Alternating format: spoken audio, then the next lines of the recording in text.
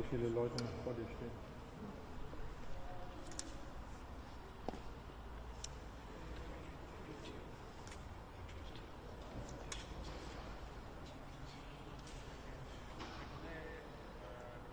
Have you heard if he has landed yet?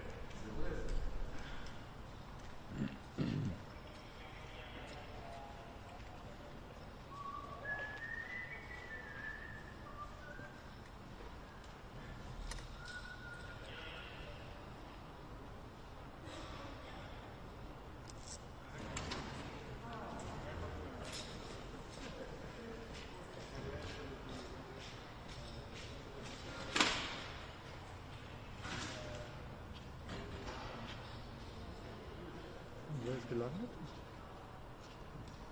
Sollte um 7:30 Uhr Gelandet sein. landen.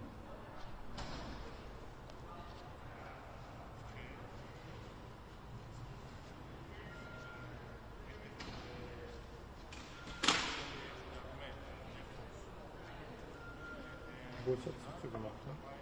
Den Bus hat es zugemacht. Den Bus hat es zugemacht. Den kann man auch kurz nachdenken. Laissez passer les gens opérationnels. Oui. Pas ceux qui travaillent. Das ist die Halle von der Sekretärin. Ja. Starship Troopers kommen auch gleich. Hey, c'est pas grave.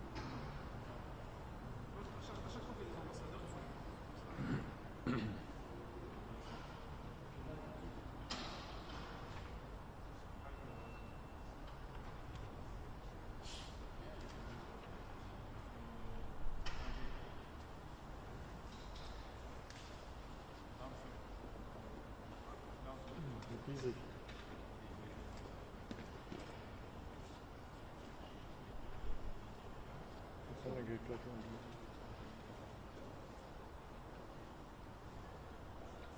Später soll es ja nochmal so 20, 21 Grad werden, ne? Ja, ja. Auch vorbereitet. Ja, ja. Sonnencreme habe ich heute mal nicht aufgetragen.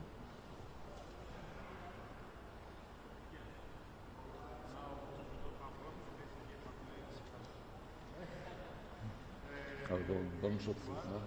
So ein Sonnenschutzhut hast du dabei, ne? Ja, ja. So ein Nackenlappen da. Und langes T-Shirt.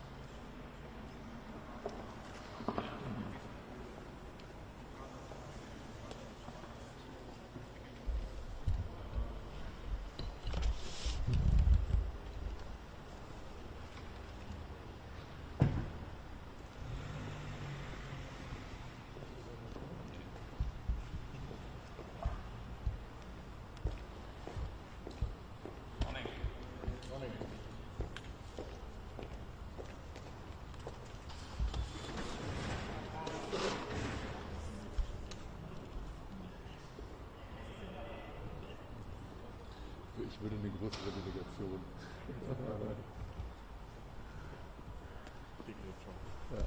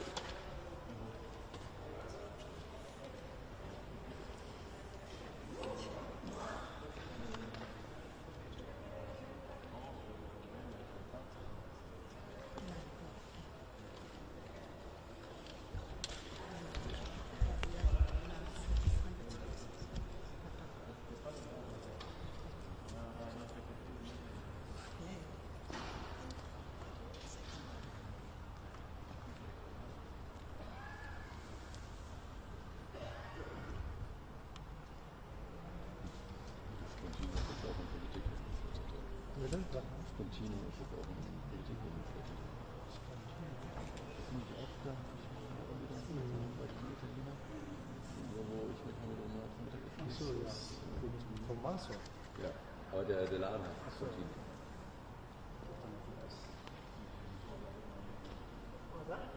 Scheiße.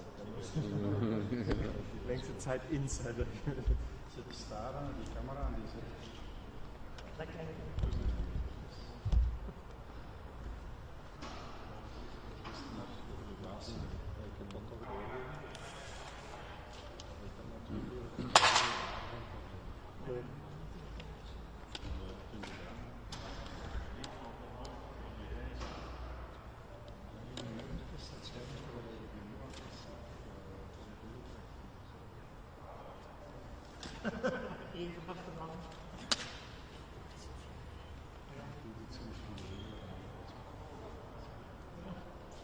Ja, heute Abend, ne?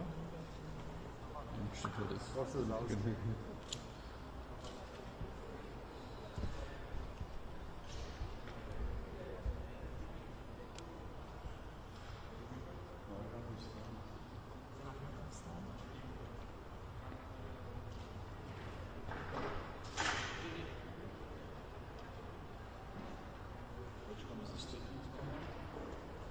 So Jen, perfection probably that one, because we don't know yet what normally.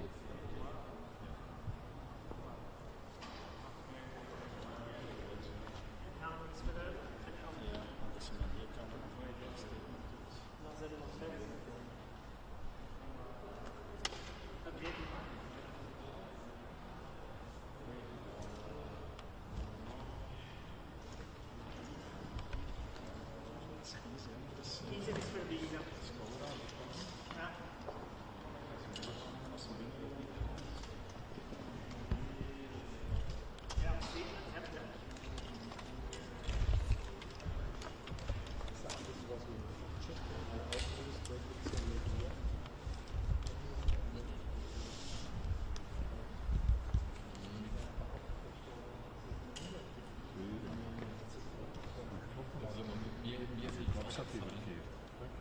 Zomerrug.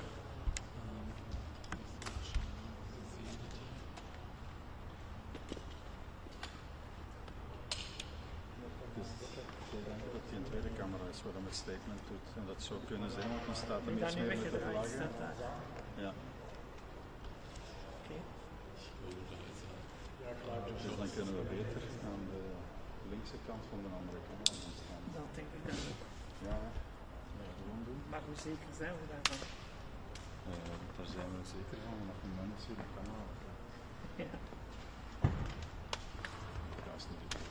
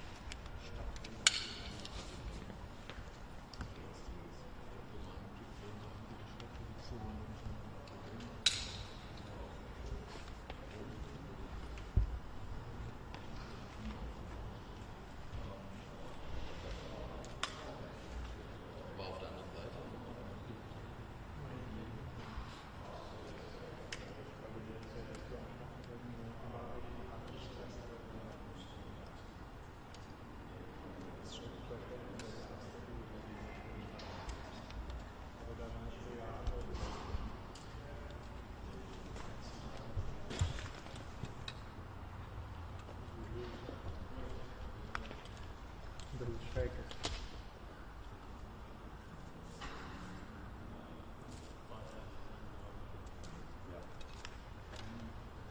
Ja, maar het is dus die middelste zullen zijn.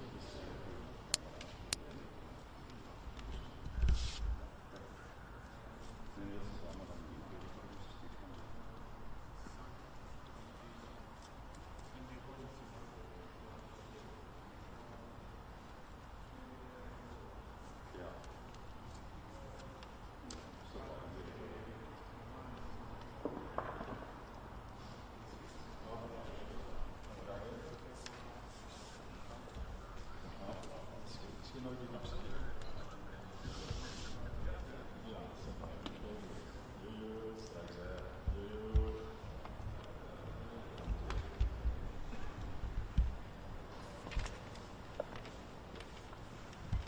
Hier was uw inside information.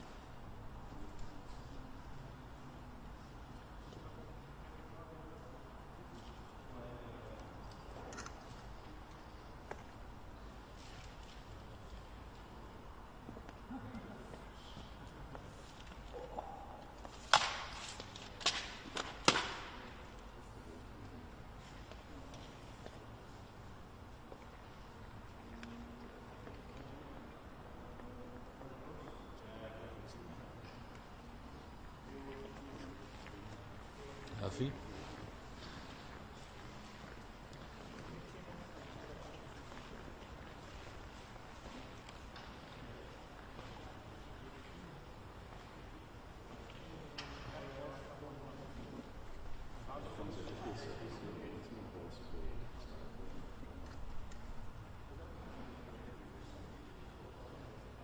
Just about to give up.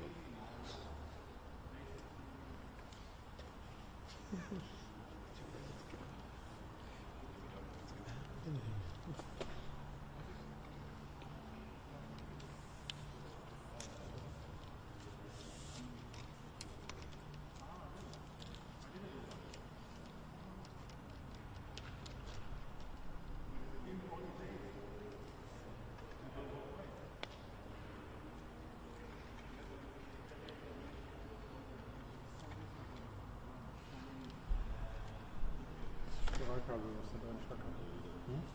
Das Spiralkabel, was da drin schlackert. Meinst du? Ich hab nur noch, nee, das ist jetzt irgendwie. Das ist Slowenien. Das heute Morgen, hatte ich gestern nicht, als ich getestet habe. Die knacksen drauf, ein bisschen. Okay.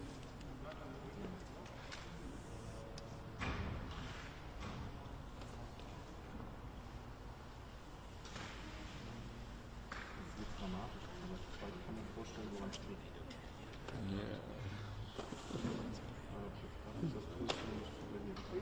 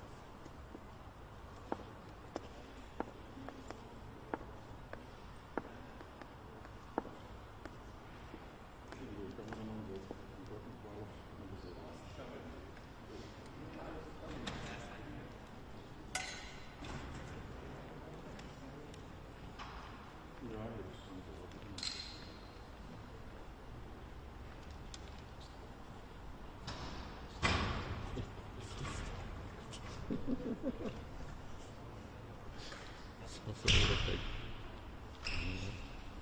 Schade. Sehr gut. Aber people you can always have it the same for Germany.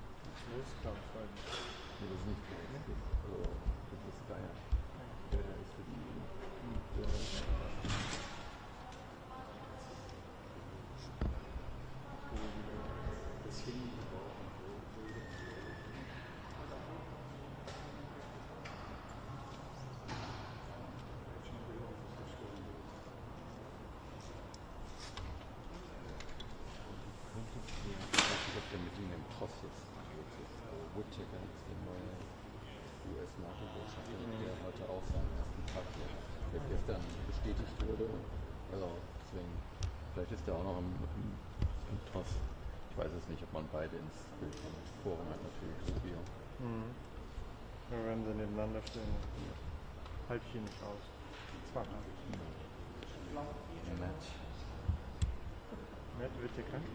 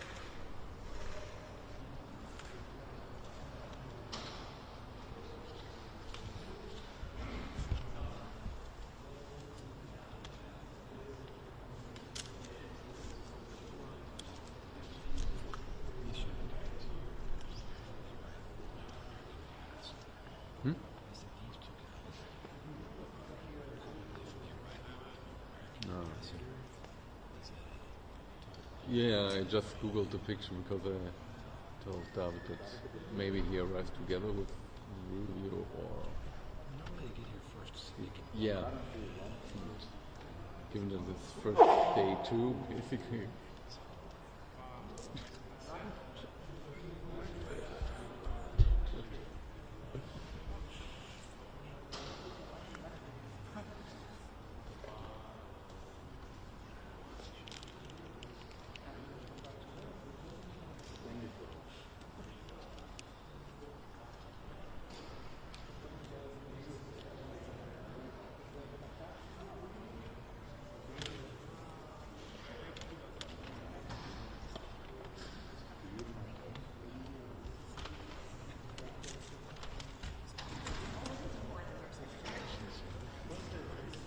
Gab es jetzt vorher keine NATO-Botschafter? War jetzt, ja. Das ist sicher jemand, der acting ist. Ja, unter Bush, unter Biden war es doch.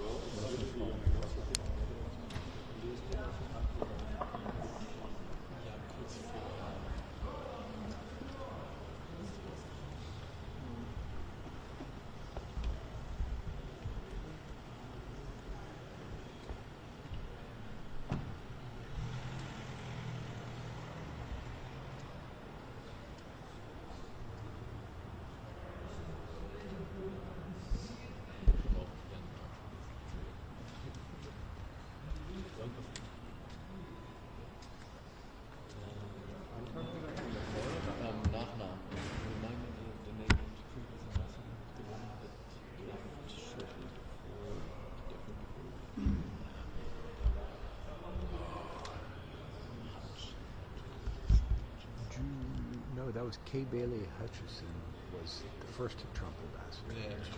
And then after that, it was a woman from Michigan. Her name was, I can see her.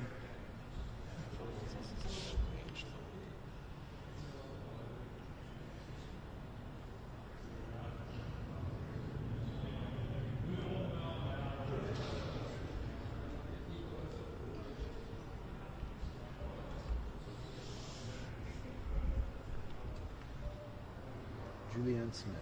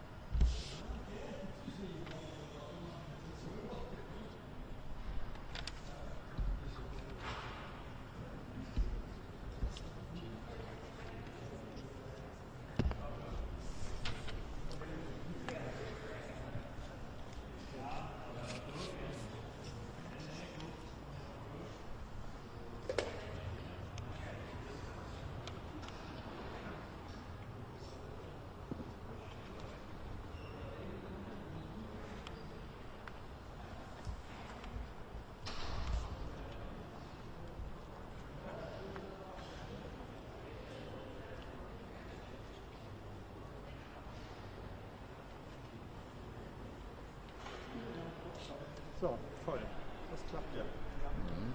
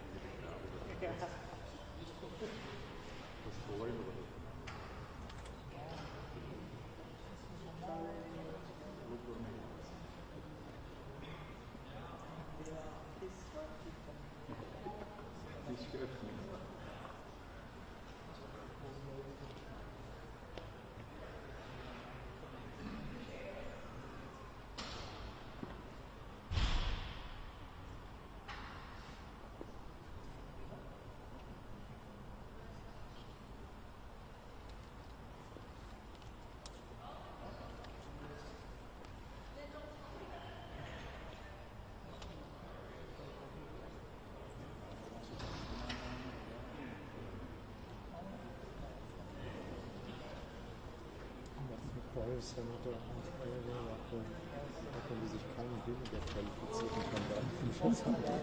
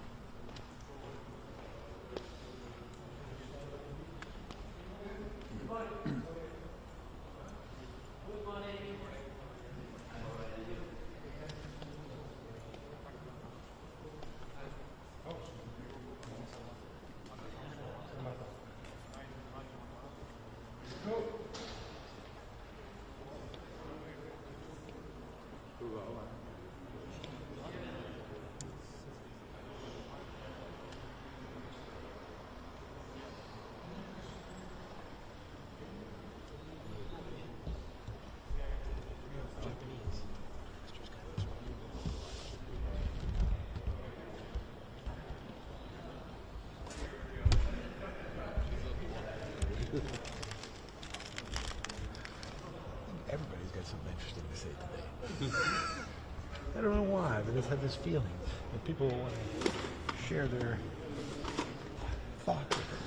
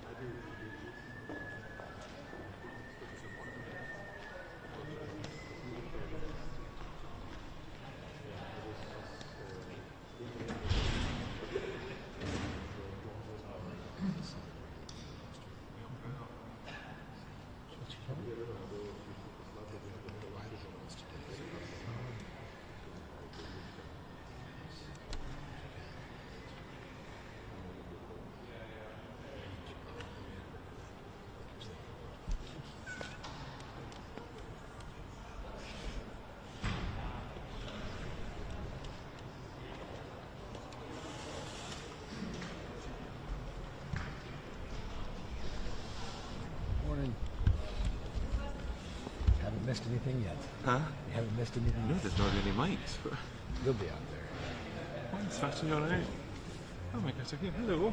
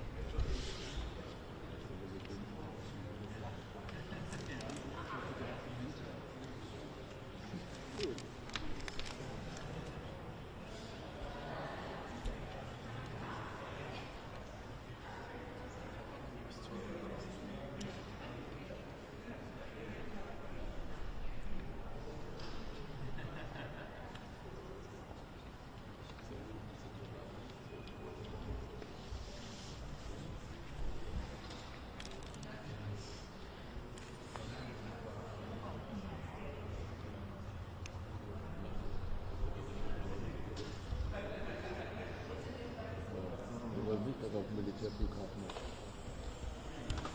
Ja, man weiß es. Ist geheim. Das ist der Deep State. Sozusagen.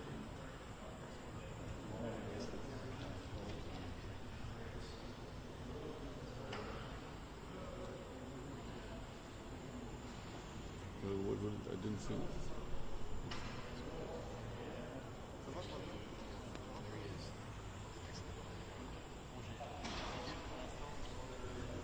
But together with Whittaker there, right? See? And that's live now. Steigt das jetzt wieder wie die AP live feed.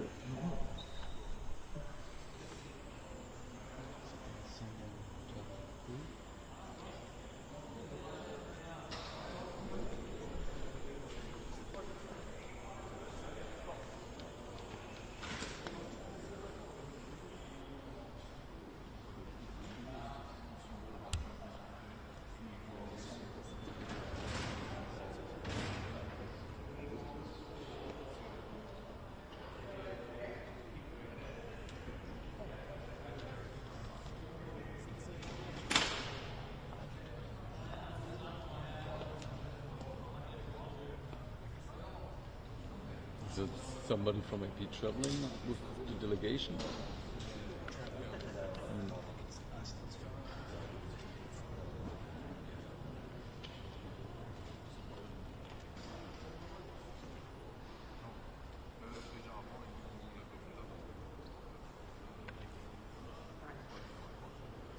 And is this now also like kind of under threat? Given that AP will okay. It's hard to say.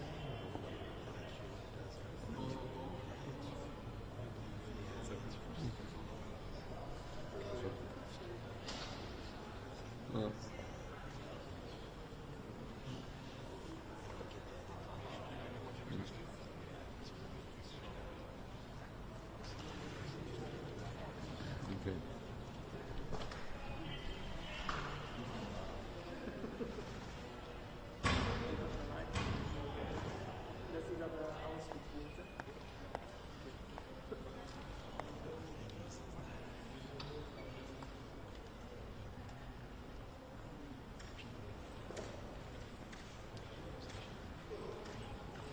Das lässt sich heute hier.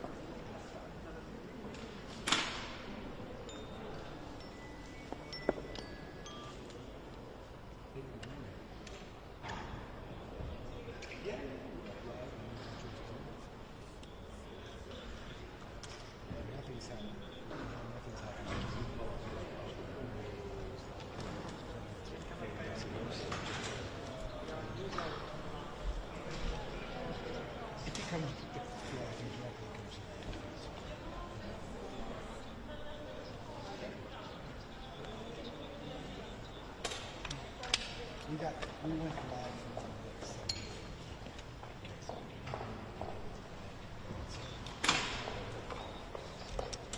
Participation sucks.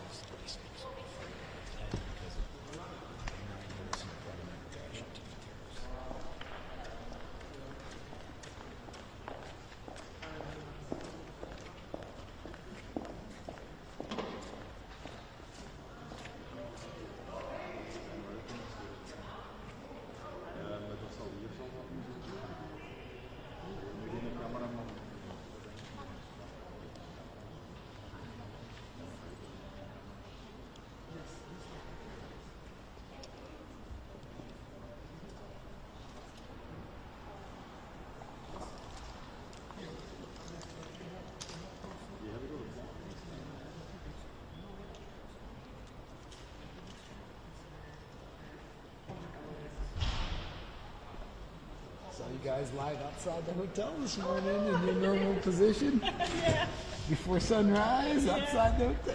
yeah, that's a regular. They didn't let you sleep inside last night. You'd be outside. Yeah. Oh, that's not. Did you drive by or? Yeah, we drove by. Yeah. I wanted to honk the horn, but you were talking, so. Oh, that's nice. You guys walk here? Or did you No, take a taxi? we took a shuttle bus. A from, shuttle bus. the Oh, hotel. yeah, Yeah. nice. Yeah, so he saw us as well there. Yeah, yeah. Driver. Nice. Driver saw us.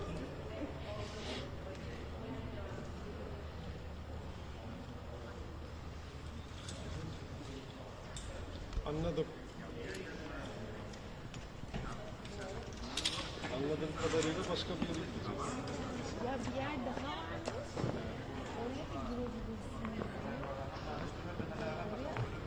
Bir bak gel istersen.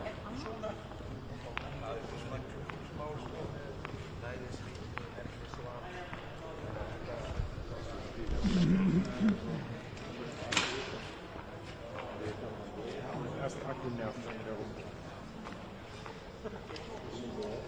Wird's noch mal kritisch?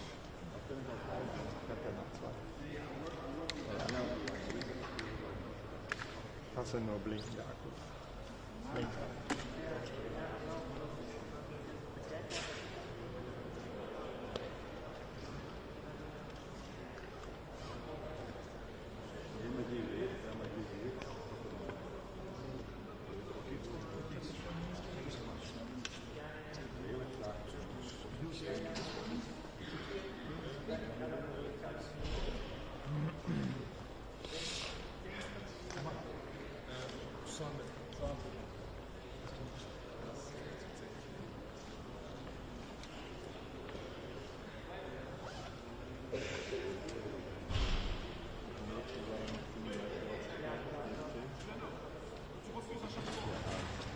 Vorziehen so. Ja, ich weiß nicht, wie lange Woche sind. Ja, dann machen wir vor 10, glaube ich. Ja, weil ist jetzt Generalsekretär ist meistens sehr pünktlich. Ich war jetzt heute ein paar Minuten später. Ich habe jetzt nicht irgendwie, dass wir nicht so lange warten, dass wir tun. Die sagen, die wollen um 10 Uhr anfangen. Und wenn wir jetzt doch irgendwann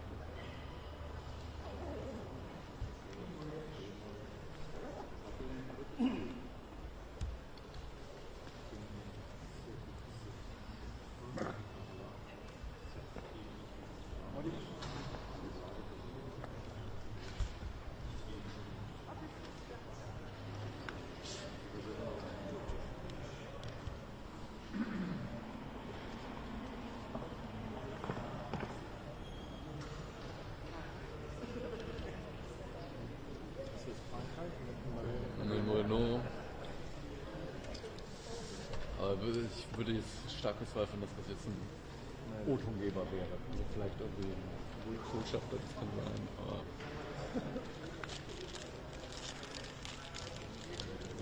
Der Bruder von der Sekretärin in Welten untergeschrieben.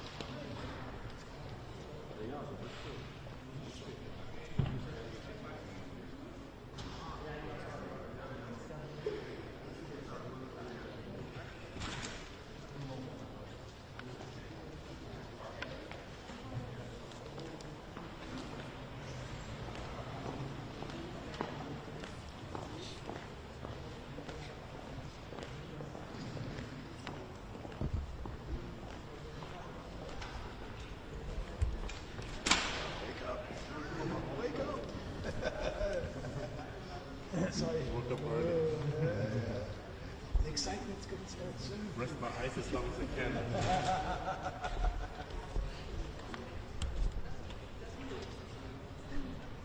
Ja.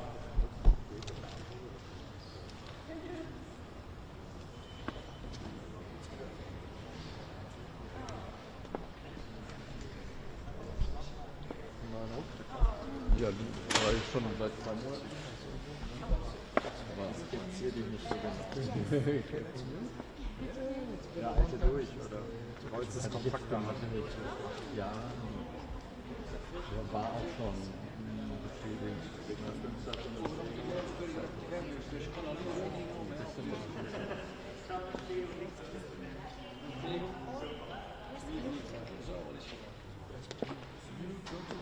Naja, Brigitte kam kürzlich vor.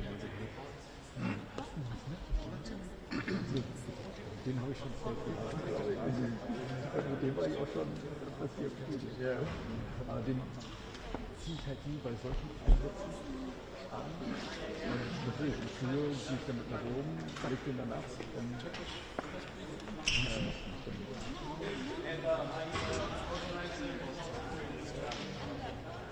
ja. Genau, den kriegst du. Den kriegen wir auch ideal auf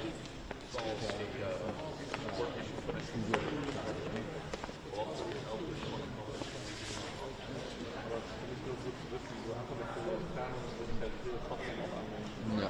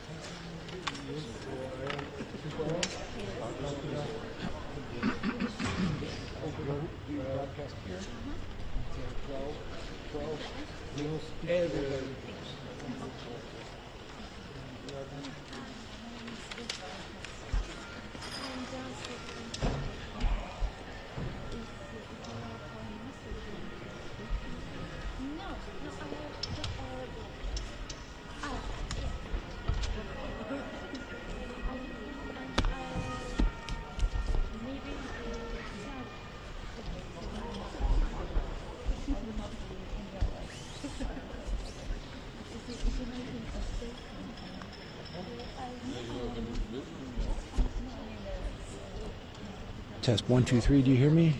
Audio. You see it? Test. Okay.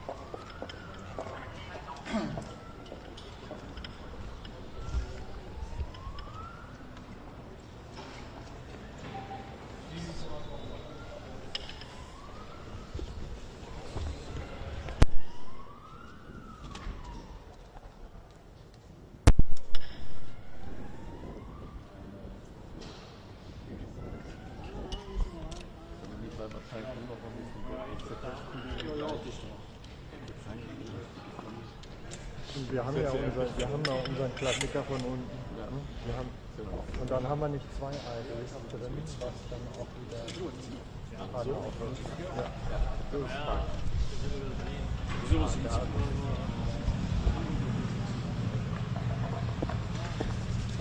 Bench maybe?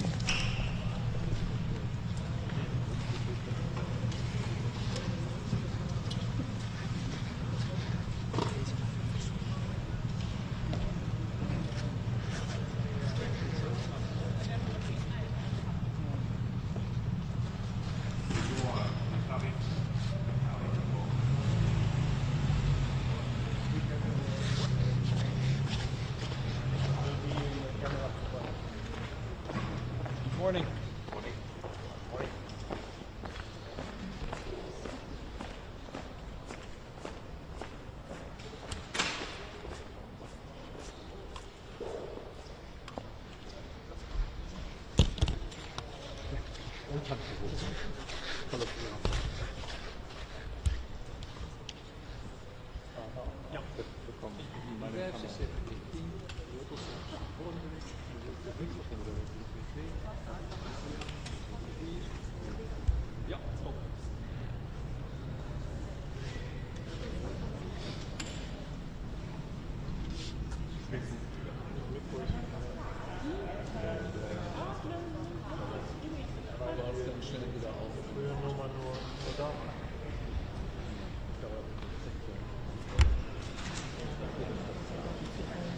Oh, that's yours.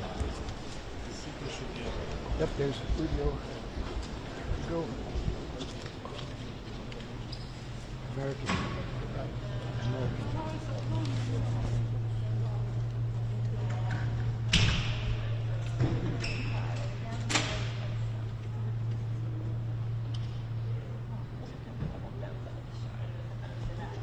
New ambassador.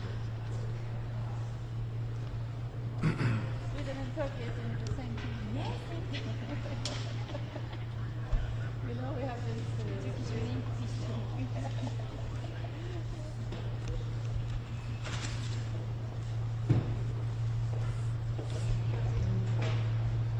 Good morning, Ambassador. Good morning, Ambassador. Welcome to NATO. Morning, thank you. Would you like to come and greet? Not yet. Not yet? Soon enough. So come say hello, to introduce yourself. I'll say hello to everybody. Hi, you're welcome. Hello, I'm Matt. Welcome to Nice see NATO. you all. Yeah. Good morning.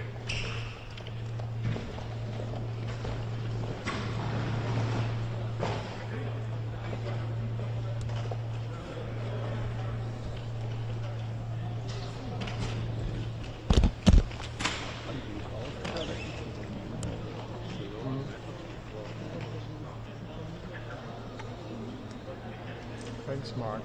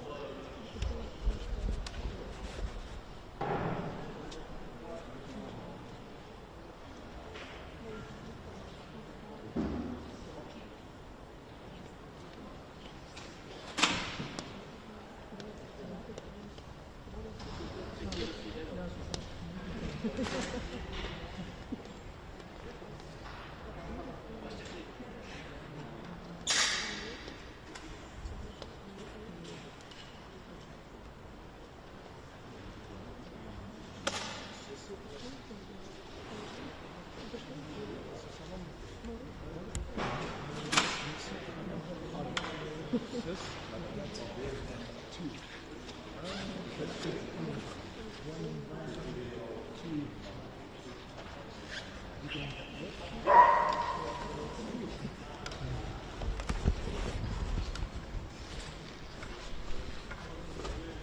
Haben wir jetzt getestet?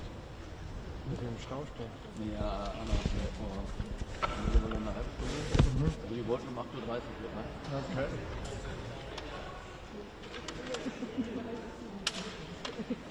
Vielleicht ist ja auch nochmal ein Stau, wobei an der Security, ich meine, so viele Stunden hier nicht. Ja, aber das könnte jetzt auch noch. Ja. Das ist nämlich, glaube ich, so das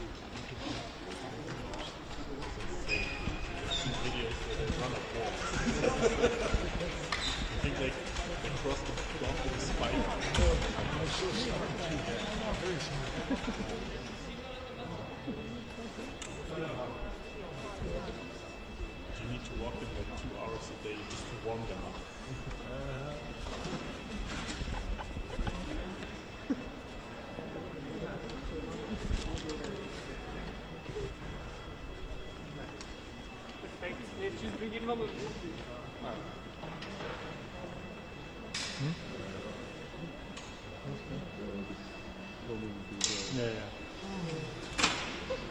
Aber gut, das ist nochmal korrigierend einrichten.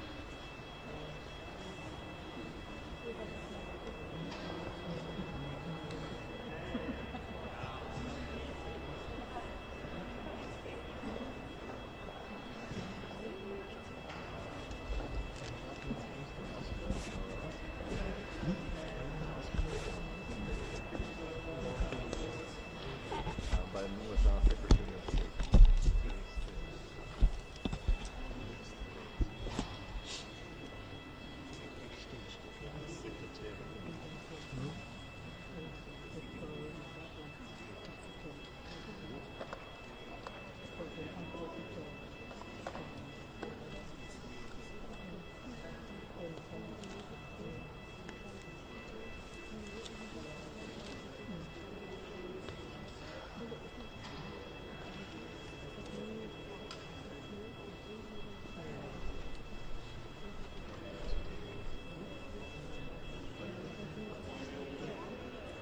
General.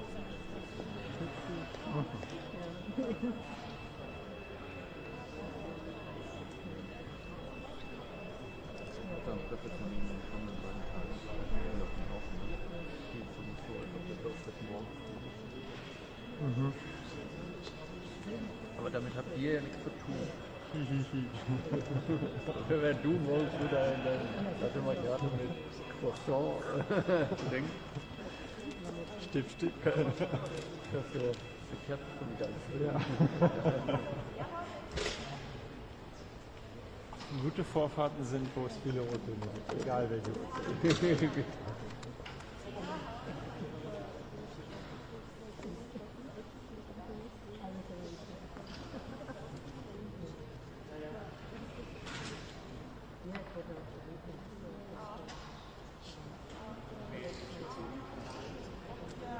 So, jetzt haben wir 9 Uhr, gell?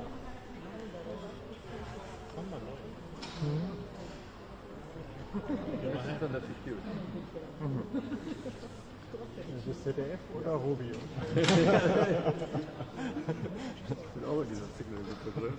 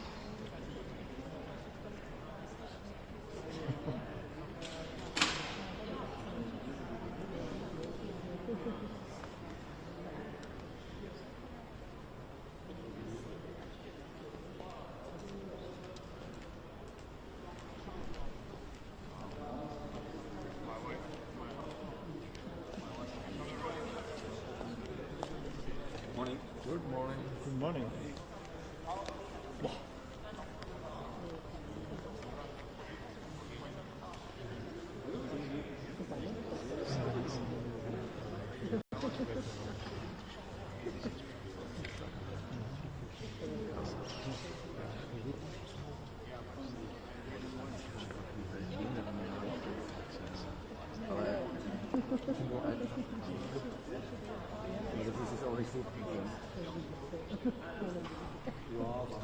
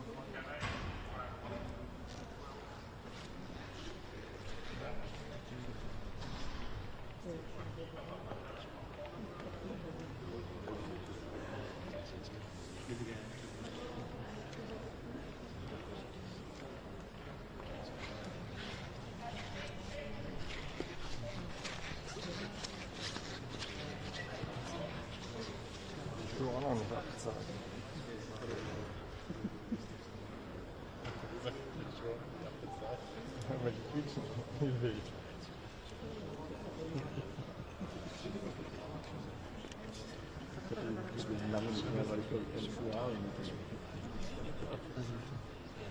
Das ist auch schön, wenn du das einmal hörst, als bei dir selber.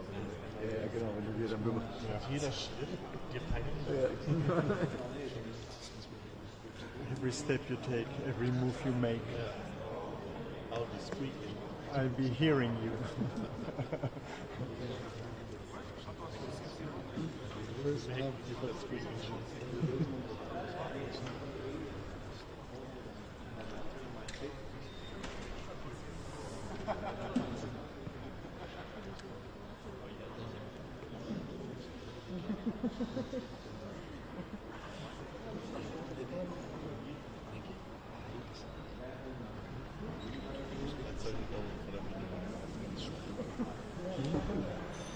Ich dachte von Sting vielleicht. Ja, wäre mir auch lieber, aber leider ist es dann doch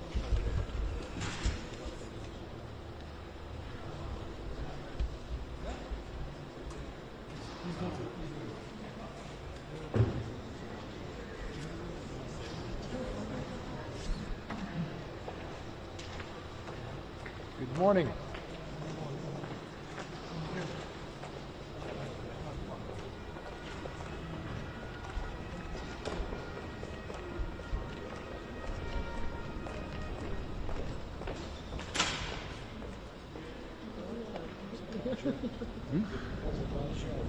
Exactly. I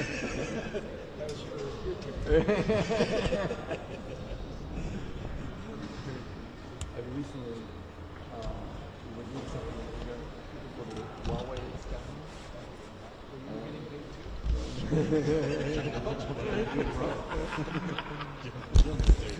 You're getting something. I was writing a mail to the Italian lawyer and had my wife correct him and send it to him, and I was like, yeah, I can call, but then it's probably better in English than in Italian. Indeed, then 2 days later he called me. It's better that we speak in Italian than in English, because it was like the cliche. Nice words. This is what I'm used to hearing. Say something angry. Oh, yeah.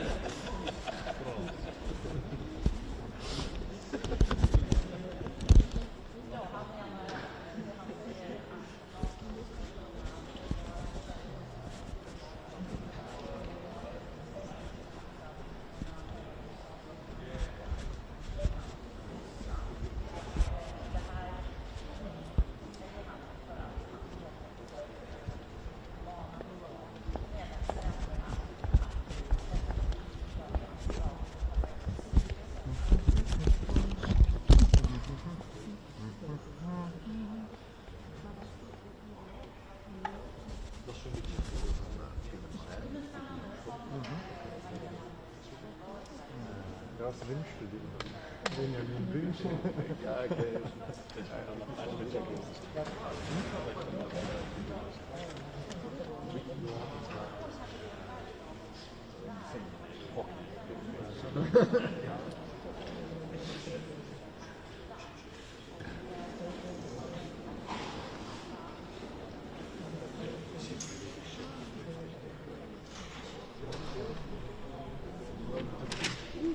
Dann bin ich raus.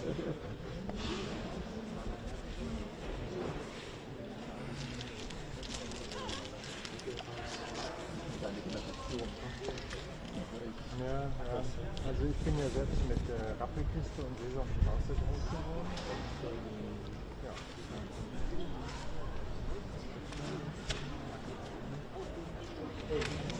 Ich könnte auch einen Film wiedergeben.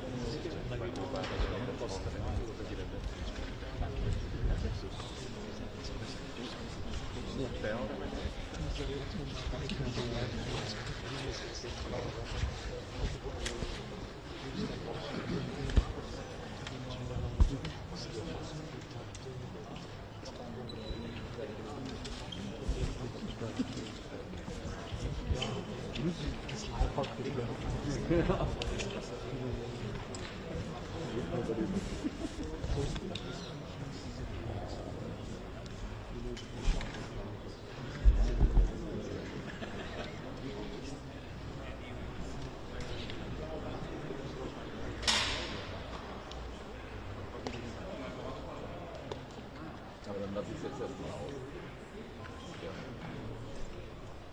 Ja? Ja?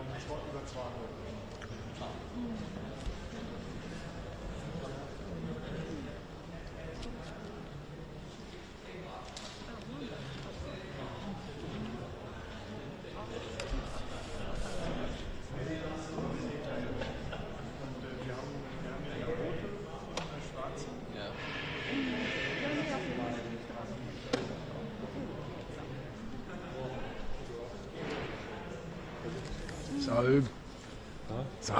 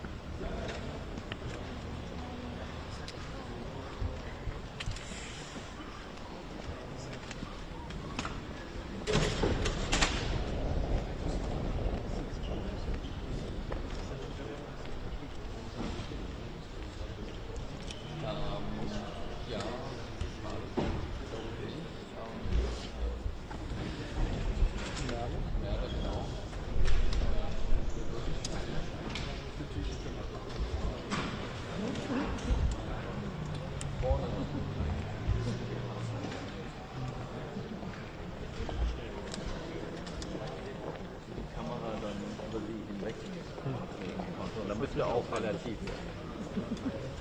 Und sie war trotzdem sehr energisch und hat die Leute angepiekst. Also die sie angesprochen hat, die haben auch so reagiert. Und darum geht es. Ne? Und dann musst du am Punkt laut sein und mit dem richtigen Wort anfangen. Dann die Schrei. Ja, das ist doch ein Zuschlag. Ja, dass man auf dich antwortet. Das ist einfach so den Zwischenmensch. Da musst du Geschick, Glück und Präsenz. Und natürlich, das muss man auch nicht unterschätzen, deswegen ist man gerne auch da. Halbwegs dick. Aber wenn wir jetzt hier ankommen würden, dann wird das hier besetzt. Dann wird das hier besetzt.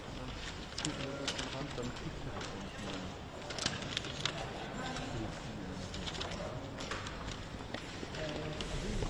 Auch ein Grund, dass wir beim Rat ungefähr so eine Produktion haben, bei der wir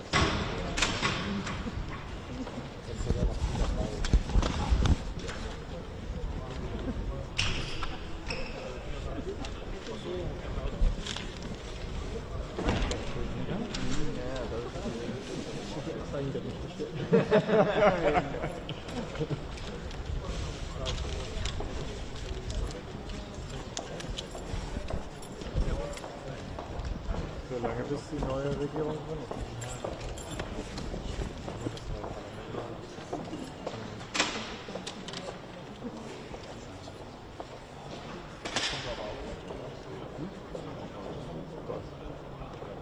Wer war der? Ich dachte gerade, du fragst, ob heute die neue Regierung vereidigt wird.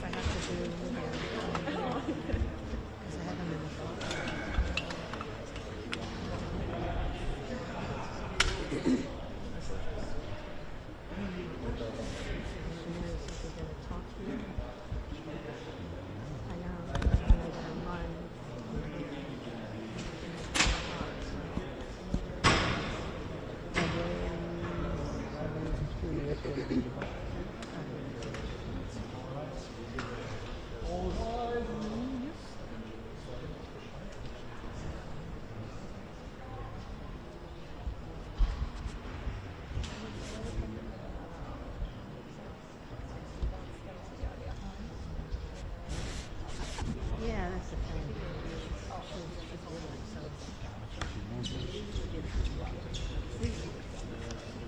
She'll probably come in right ahead of them. If he's got these things in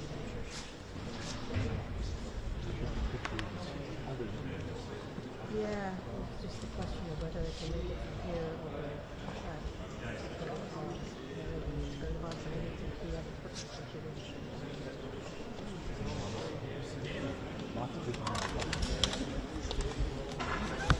Maybe I'll just go dump the computer there.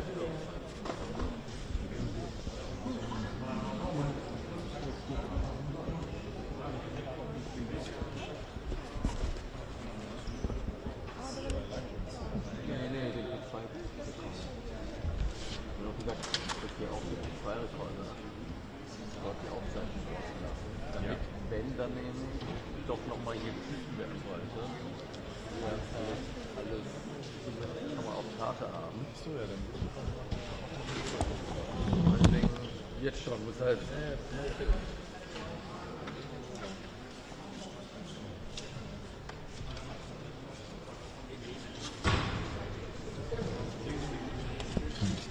Rucksack dann auf Überschlag gerade.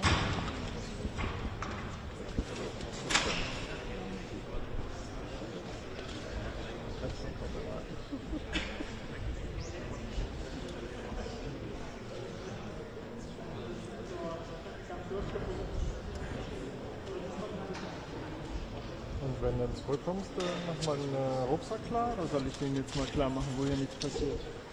Ich kann den auch gleich schnell klar machen. Wie du möchtest. Mach du das. Dann stehe ich hier an der Kamera. Kann schneller auslösen. Und links. Da wo die Baustelle Ja, mit möglichst großen Karten.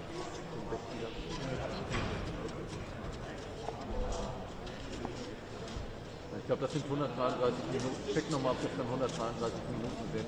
Wenn man es dann.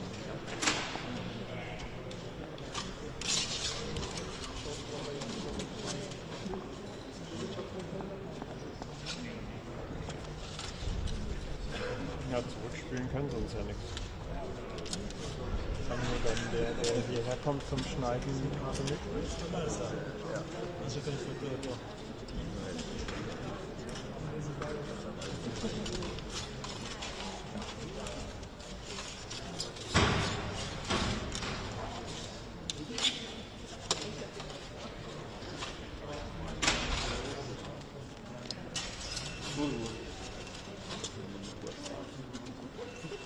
Ja, gut. Hij is iets groter dan mij.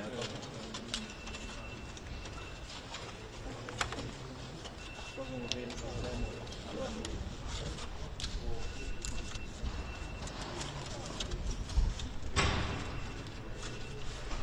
Stel je voor zelf.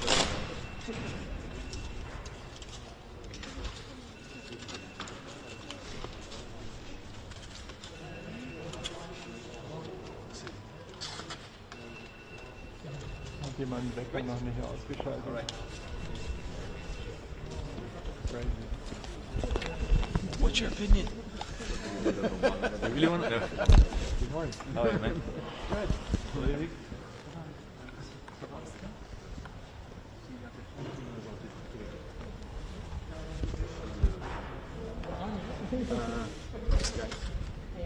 Chances are big that when Rutte goes to the doorstep. Yes.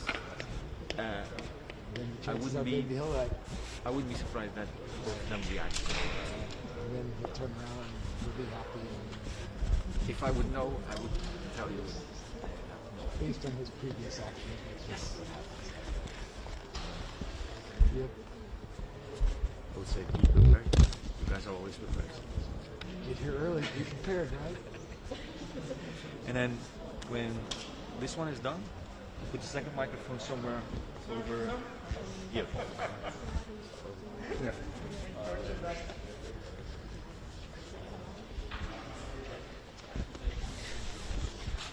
En dan hier op schip staan. Staat nu niet rechtop, maar dat is niet erg.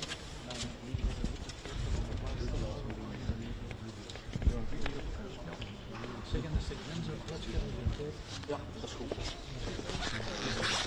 zoek weer naast hem. Vorige kan wel niet staan.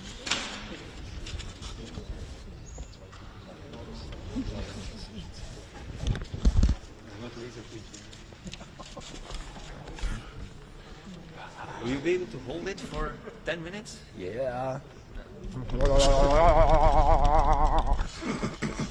If they're done that. Yeah, they're ready. I've seen that video.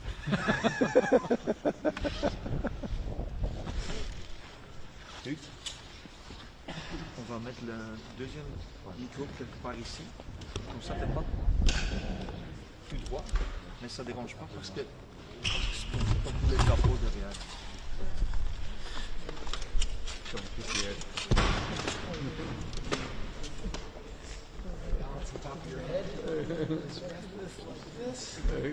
Yeah, fine.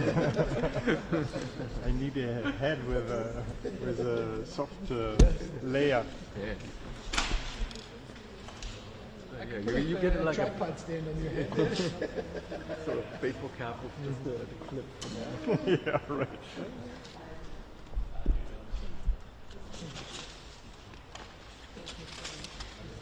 Okay, but where is Toby? What is he doing in this? What is he doing? What is there tonight? Oh, airport.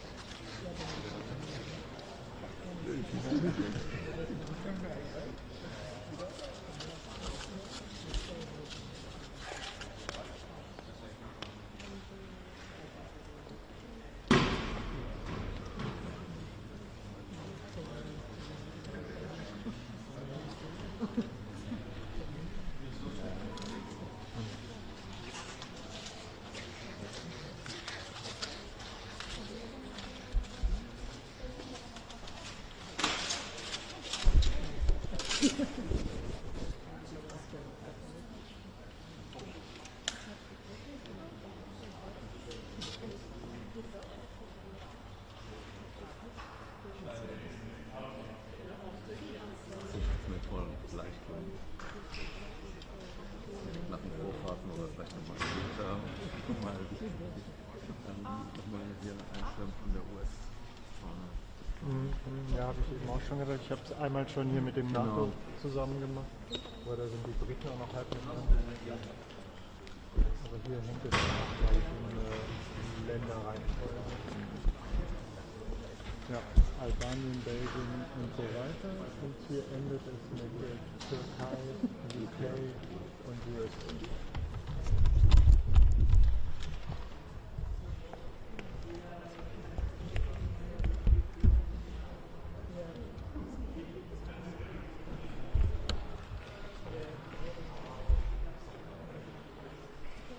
Since our last meeting, Anna showed up at your judo class. Judo? No, not yet. No. But you do it every Friday? Okay. Yeah, I think so. Maybe I have to do something. And you told my colleague Stefan you run every Sunday? Yeah. 35 kilometers? 20, 30s. My wife and I are running a marathon. Not this weekend, but next weekend. Okay. April 13th. Starts in Brussels, it goes to Leuven. Oh yeah. Okay. Nice. Stay moving. Yeah. Otherwise, your body will deteriorate. Standing holding things all day long. Yeah. Not a fast runner. Keep Yeah, we noticed when you were grabbing your wallet. turtle. You keep going. Yeah. Keep going. But I finished. Yeah. I did some marathons as well, but right now I'm not. I can't run that long. I don't know why. 40. You just don't have the. You don't have the reason. Yeah, I'm You're home no, might yeah. be too comfortable. Yeah. I mean to chocolate right now again.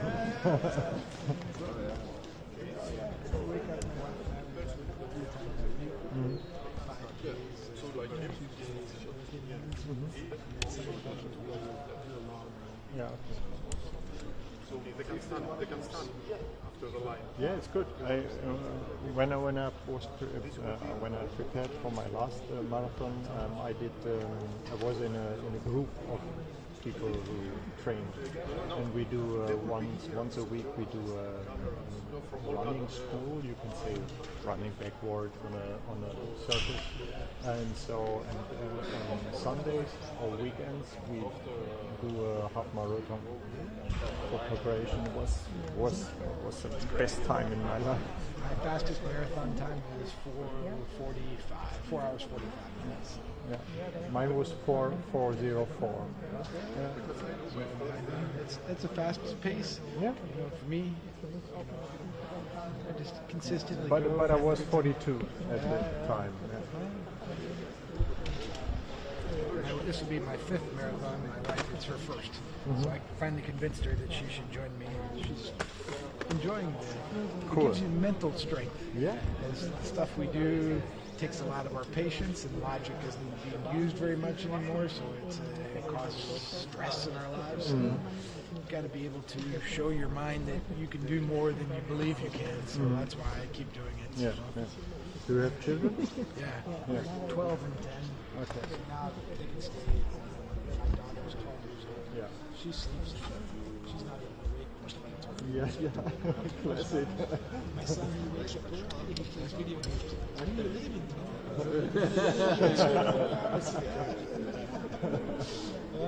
Fun. So happy as can be.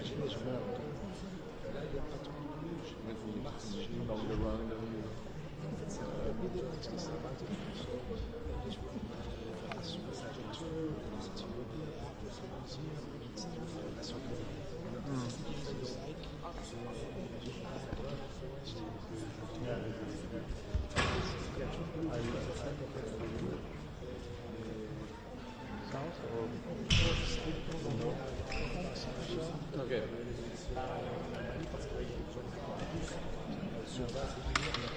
I live close to Guadalajara.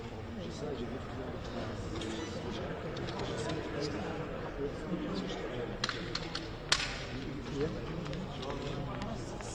Oh, I didn't know that.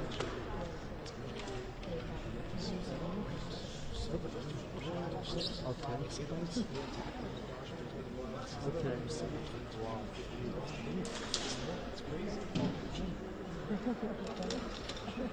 And you do it night-wise or in the dark?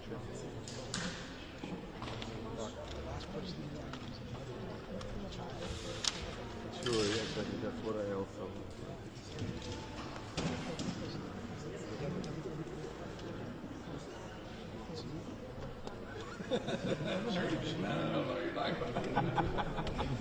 Never see him in the same room.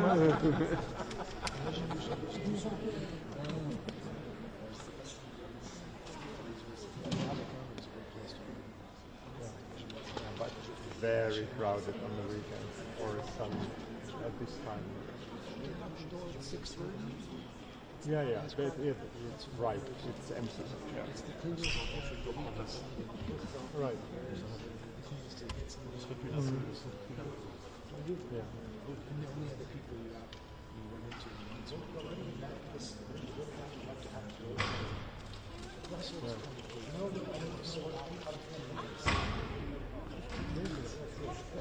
crazy. Stay close. Yeah. Actually, I want to run it as well. But, I didn't notice the time slot. No, Europa Trail Marathon, or Europa Trail. They have different distances. 26 kilometer run I did last year, started at the Hippodrome. It goes all the way around Fort Lithuania, 26 kilometers. And when it is?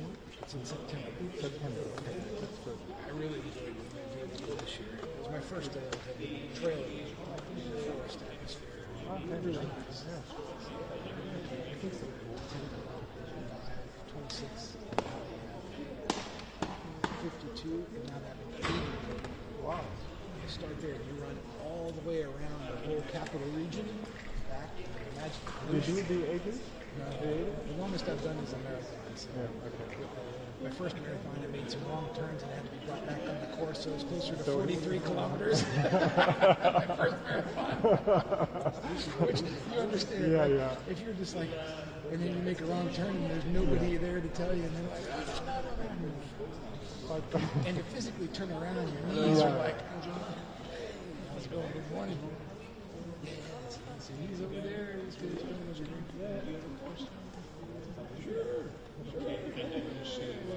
we might. Yeah. ARD, right? Yeah, exactly. You guys stick together. yeah. You know already, or do you want to hear it first? Yeah, probably here first. Stick around.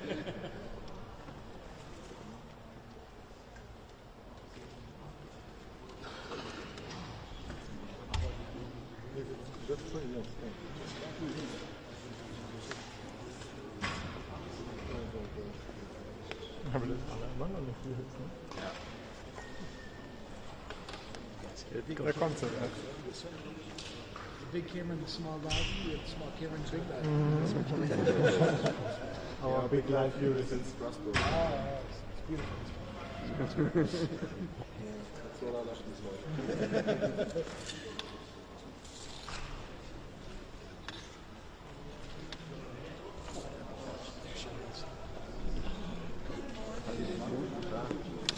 Hello. Hast schon alles verpasst. No, you have to return. And also at start there is some comments.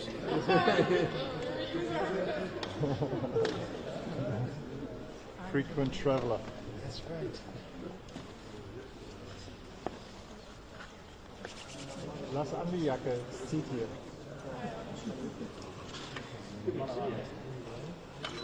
Ja,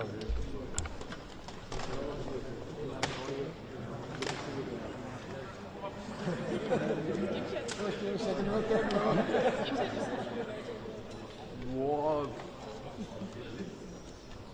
Also, sag mal so, fürs Mikro reinhalten ist nicht so. Platz genug, aber jetzt als Kamerateam für den Vorpartner zu kommen. Ja, lass mal lieber andersrum machen, dann komme ich die alle Bedienung. Moi j'ai encore des trucs aussi que je fais avec Diapo. Ça je fais depuis toujours, depuis 2004. C'est-à-dire de temps en temps en France aussi, mais cette année ils n'ont pas encore appelé. Mais j'ai entendu tu connais les 4 ans de faillite. Lui il faisait beaucoup de foot en France, mais apparemment maintenant, pour l'instant il ne fait plus trop les 93. Fontaine faisait ça aussi souvent en France. Moi, de temps en temps, mais je vous avais vu, mais il n'est pas venu dans le système belge parce qu'il faisait toujours les matchs en France les dernières années. Et maintenant, je pense que, je ne sais pas ce qu'ils font en France, mais il va envoyer un message.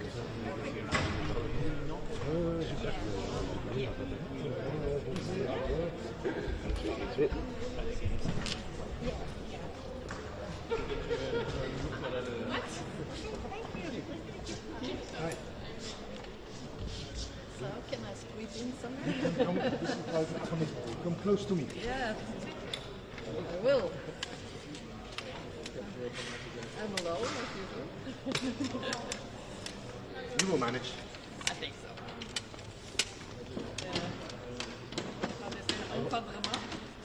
The encadrement, how they say it in framing, will not be perfect. But I just do that to tell my bosses that functionality is doing that much better.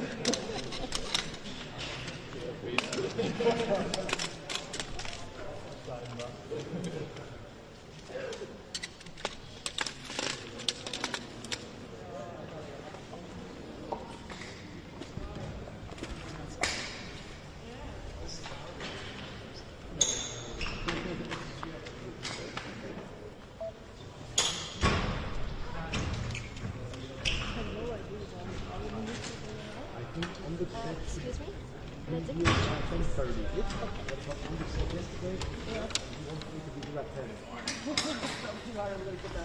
No, actually no.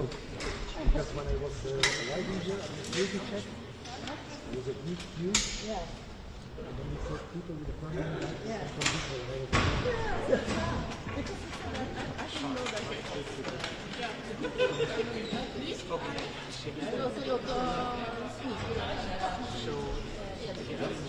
Det var ikke mye.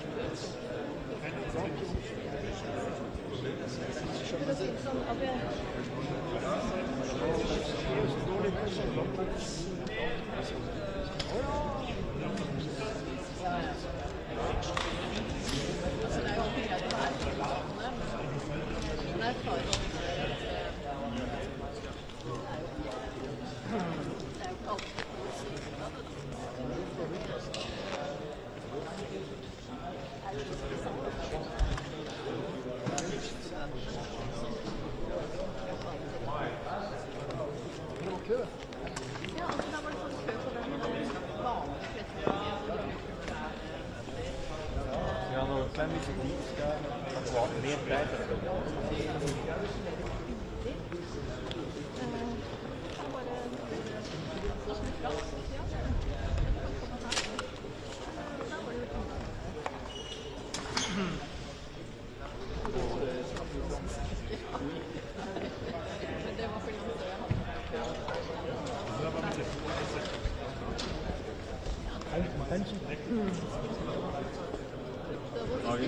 Zo gaat het moeten zijn, want hier gaat het ook al lastig. Hè?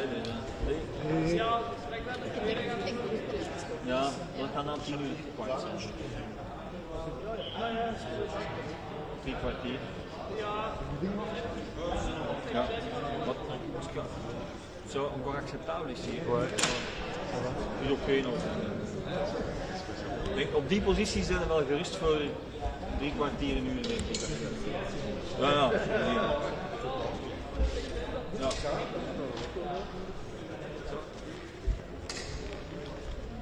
Ja, jetzt lädt er. Der war irgendwie anscheinend nicht ordentlich gesteckt.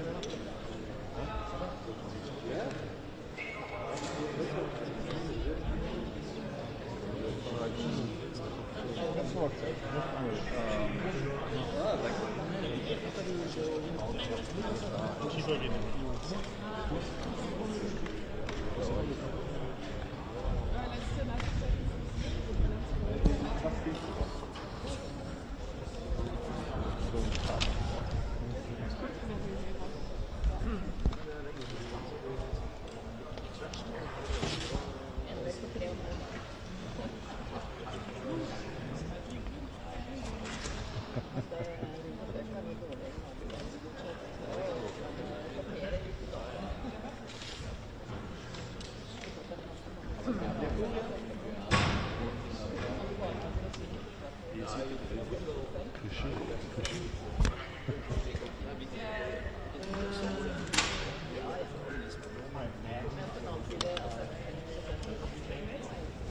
왜요? 왜 이렇게 우는 소리 하세요? 아니 장관이 들어가셨어요? Je pense qu'il se repose un peu parce que ça a été quand même dur pour lui parce qu'il avait trop toutes les responsabilités c'était pour lui. Donc les responsabilités c'était un peu pour lui parce qu'il se dit qu'il y a personne. 아 진짜 일부러 그렇게 잡았죠? C'est un peu calme les semaines qui viennent et après il va voir ce qu'il va faire ou bien il va étudier un peu, essayer d'avoir un job quelque part dans une des institutions, dans le secteur audiovisuel ou le secteur audiovisuel, je pense. Je sais pas. Ok, vous avez appelé. Je sais qu'il a parlé avec Cornus aussi, mais il cherche un profil, et c'est un profil junior, donc ça peut être très bien, lui il a quand même 50 ans plus. Le premier match que j'ai vu le matin, c'est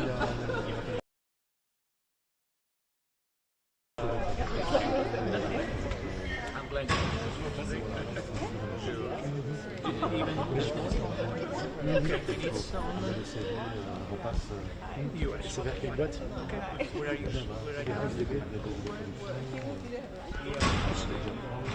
Oh, yeah. J'ai des informations.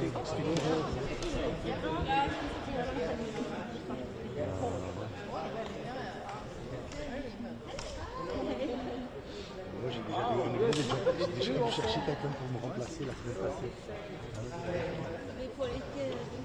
C'est plus compliqué avec l'intelligence, qui lui donne priorité, puis il monte le signe. Alice Production aussi là. Oui.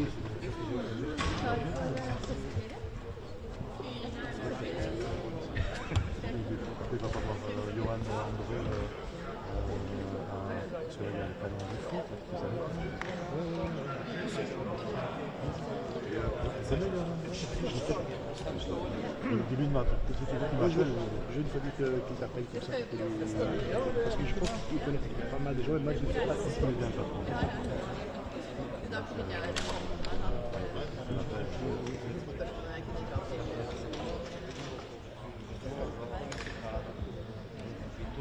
Je pense que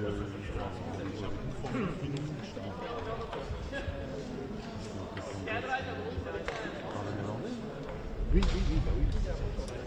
Pas hyper bien, mais il parle anglais, l'irlandais, français. D'ailleurs, t'as...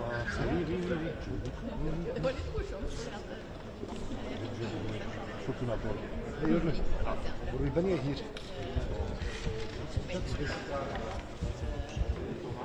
Ja, lang natuurlijk, ik ben hier om 9 uur gekomen.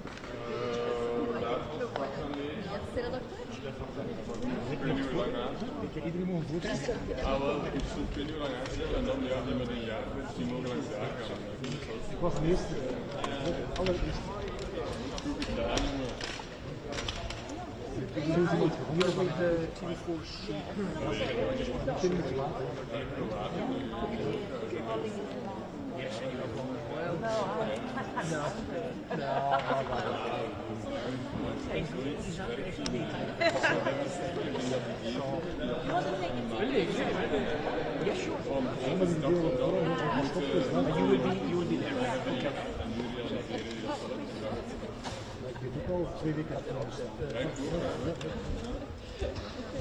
Just a second. It's going to be for our website. Everything for the picture. It will be on the turn it around so it's Like this? No feet though. Okay? No feet? no, just Stay. 1, 2, 3. 1, 2. no, we didn't get any time.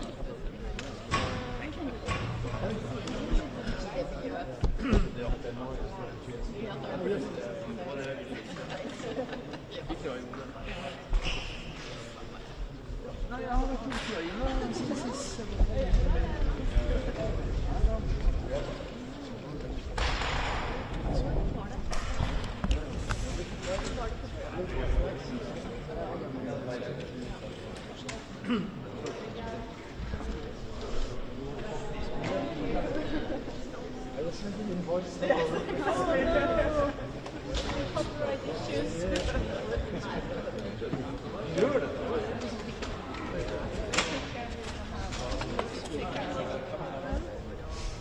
Gör det så kan de välja.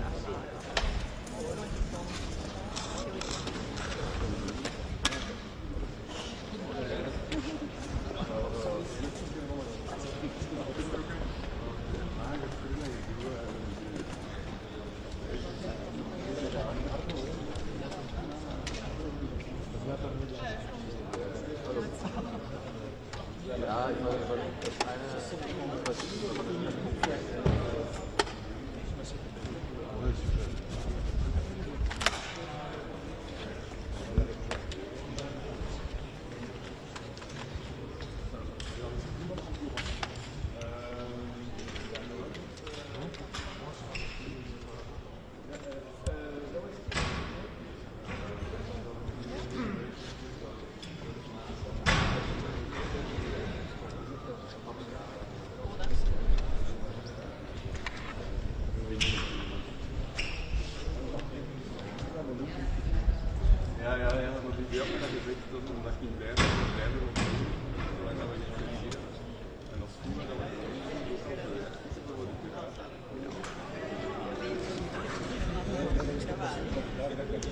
Det blir intressant att se. Ja, maar ja.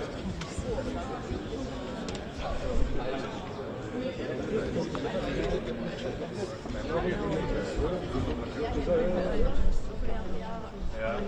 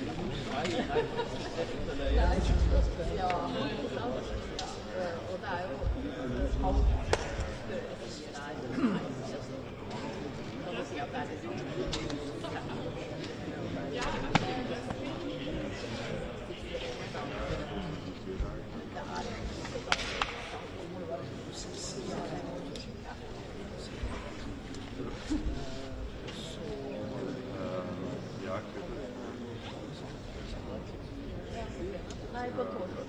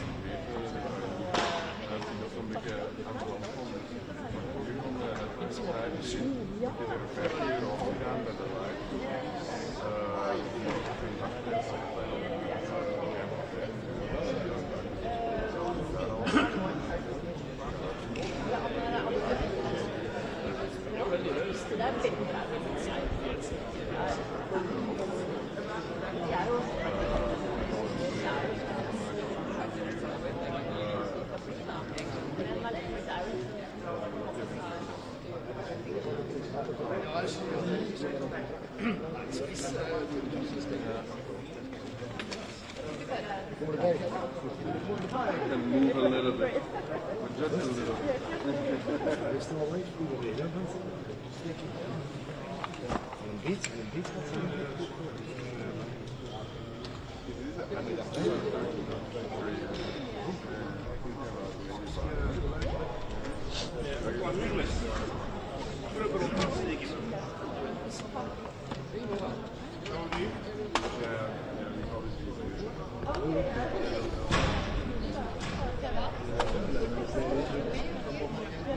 Très bien, oui, tu vois.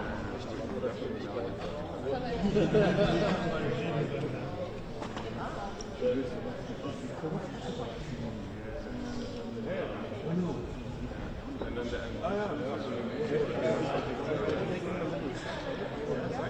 They say, oh, you need a blue stripe, that's it. I said, no. They have checked everything, yeah, with every second. It's like magnetic, you can pick it up or you I saw that it's like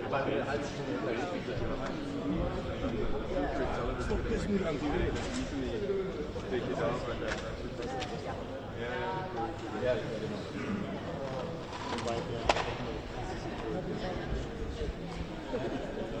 Nou ja, it is. Ik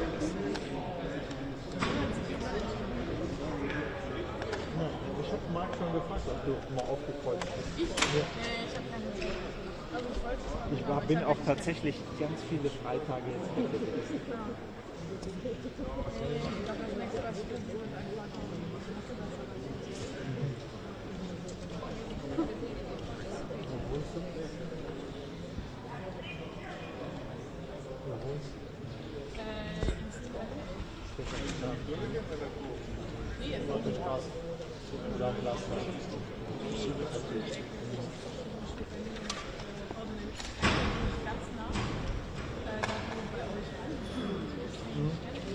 Der wohnt auf der anderen Seite.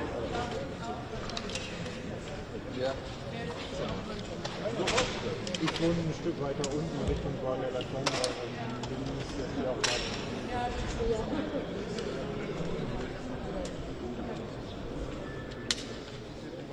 Ich gehe gerne zu Fuß hoch.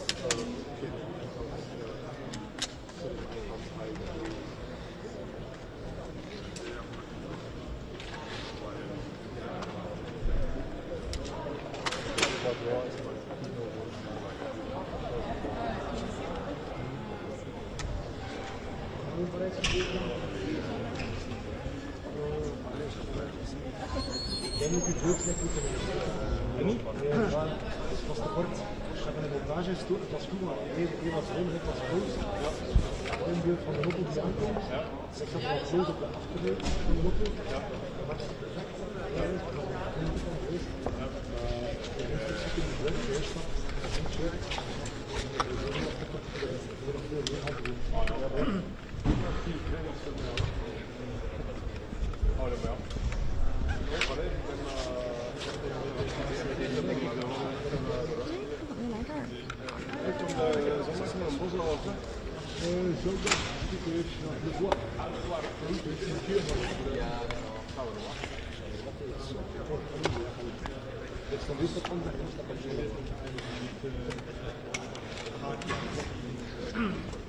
Eerst op de kant uit de man of zo, wat?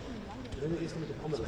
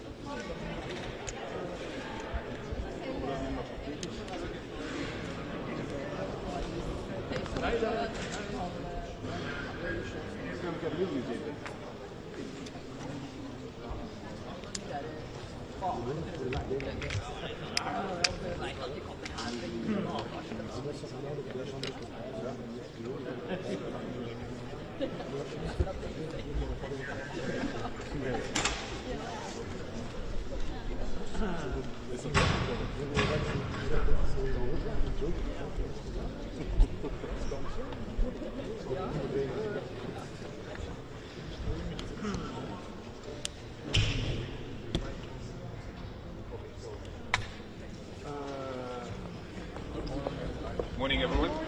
Morning. First of all, our deepest condolences on the death of U.S. servicemen during the exercise in Pabrade in Lithuania. Our thoughts and prayers are with their families, with their loved ones, with their colleagues, servicemen, and all the American nation.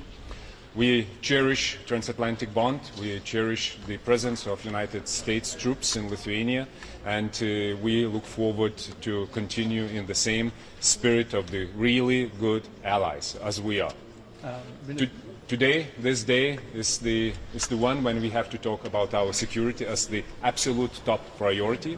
Not only general security, but the very hard security, about the defense, because without spending more on defense, without increasing our postures, without increasing defense, there will be no stability and prosperity for our economies and for our countries. Increasing defense and spending more on defense meaning we have to invest more. Invest more, it means that the current levels of our defense expenditure are too low to achieve the results where we have to be. So for the Hague Summit, we have to at least double our baseline defense spending, going from 2% up to 4%. For Europe, it means that we also have to double our spending to be in a position where we can we have the capabilities that are needed from us for the NATO to be a strong military alliance. On our side, from Lithuania side, we do a lot. In the last 10 years, we increased our spending 10 times, so you add 1 0 to the number that we are spending. This year, we will be number 2 in NATO, that was 4%. Next year, we go beyond 5%, 5.25, and this is our line and direction for the defense spending up to 2030, for the next 5 years. We are building this heavy division in our armed forces. We're spending a lot of money into the weaponry that we procure also from the United States. We're looking forward to continue that, and we also spend billions on the state-of-the-art host nation support and facilities in Lithuania for our allies to be stationed there. On Ukraine, we have to admit that there is only one aggressor in this situation. This is Russia. Russia is a long-term direct military threat to all NATO and to Ukraine. And for the Ukraine, we need the just and long-lasting peace. And this is only one country that doesn't want that. That's Russia. They don't want peace. They want Ukraine. They want to subjugate Ukraine and the other neighbors. And this is the only one language that Russia understands. That's strength. And we have to translate everything that we say each day into the language of strength, and to show that we are with Ukraine, that Ukraine is a strong country and can deter at least conventionally, the Russian forces in the foreseeable future. We need to support Ukraine more, and we have to keep the Euro-Atlantic aspiration of Ukraine on the table, because this is the shortest and most straightforward option for them to increase the security. Minister, we have seen recently signal chat leaks from the US administration and also some disrespectful comments about European allies. How trustworthy are the United States still as an ally, in your opinion? Transatlantic bond is an absolute bedrock for the NATO, for the alliance. We rely on the United States' presence in Europe and also on extended nuclear deterrence of the United States. So we have to work in the spirit of allies and to strengthen this relation. And there are a lot of means where we have the constructive dialogue, where we have the constructive agenda, and we have to continue it within the NATO and also within the EU and other formats. Do you believe? Thank you.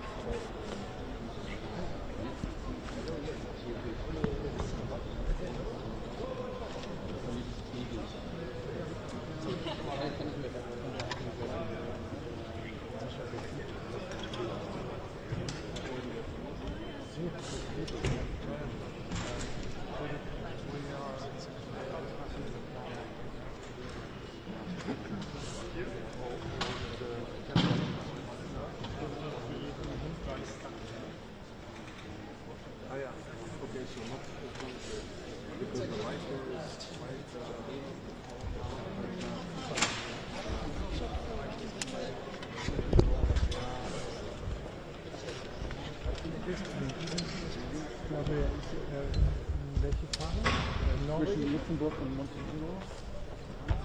Da kommt die Gruppe.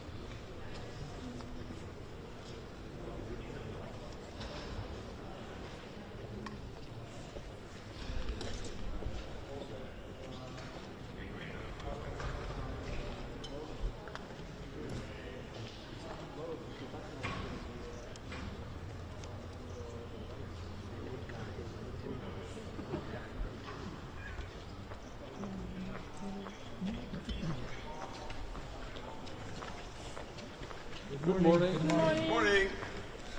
We're looking very much forward. Good morning to all of you. We're looking very much forward to this Foreign Ministers meeting. It will be the first for Marco Rubio to attend, so we will welcome him.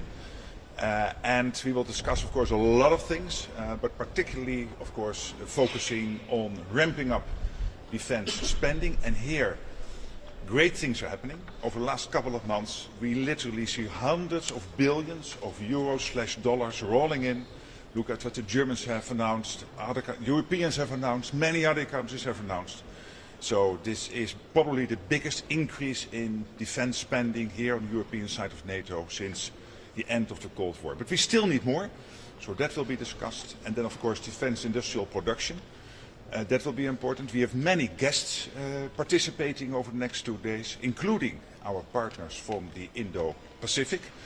With them, Japan, Korea, Australia, New Zealand, we will discuss how to deepen that relationship, very much focusing on another big subject these 2 days, which is the defense industrial production, how to get the production up. And here we can do more, I strongly believe, with our partners of the IP4, of the Indo-Pacific 4, so with the Japanese, the Koreans, the Australians and the people from New Zealand. Of course, we also have the Ukrainian Foreign Minister here. We have Kaja Kallas here, the European High Representative. So we have a whole bunch of people, good folks to attend to. And I think all of these discussions, there will be a common thread, which is Ukraine, how to keep Ukraine in the fight, how to make sure that we keep on delivering what is necessary for Ukraine to sustain in the fight, including the military aid to Ukraine. So really a packed program of 2 days, looking forward to it. And of course we will meet each other at the end tomorrow for the closing presser. But maybe you have some questions now. I'm open to answer them. Sure. It will be soon, but I don't have a date now. To what extent do you think NATO should trigger Article 5 if Russia does an hybrid attack on a NATO ally? Well, this is not on the agenda for these 2 days. We recently saw leaks from a signal chat of the US administration, and in there some disrespectful comments about European allies. Why are the United States still a trustworthy ally? Absolutely they are. You've seen what President Trump himself said about Article 5, about NATO, his full commitment. We know that they have an expectation. The expectation is for the Europeans and the Canadians to spend more. And that is happening as we talk. I mean, as I said, this is probably the biggest increase in defense spending since the Berlin Wall came down in 1989. But still we need to do more. So this will be on the agenda today.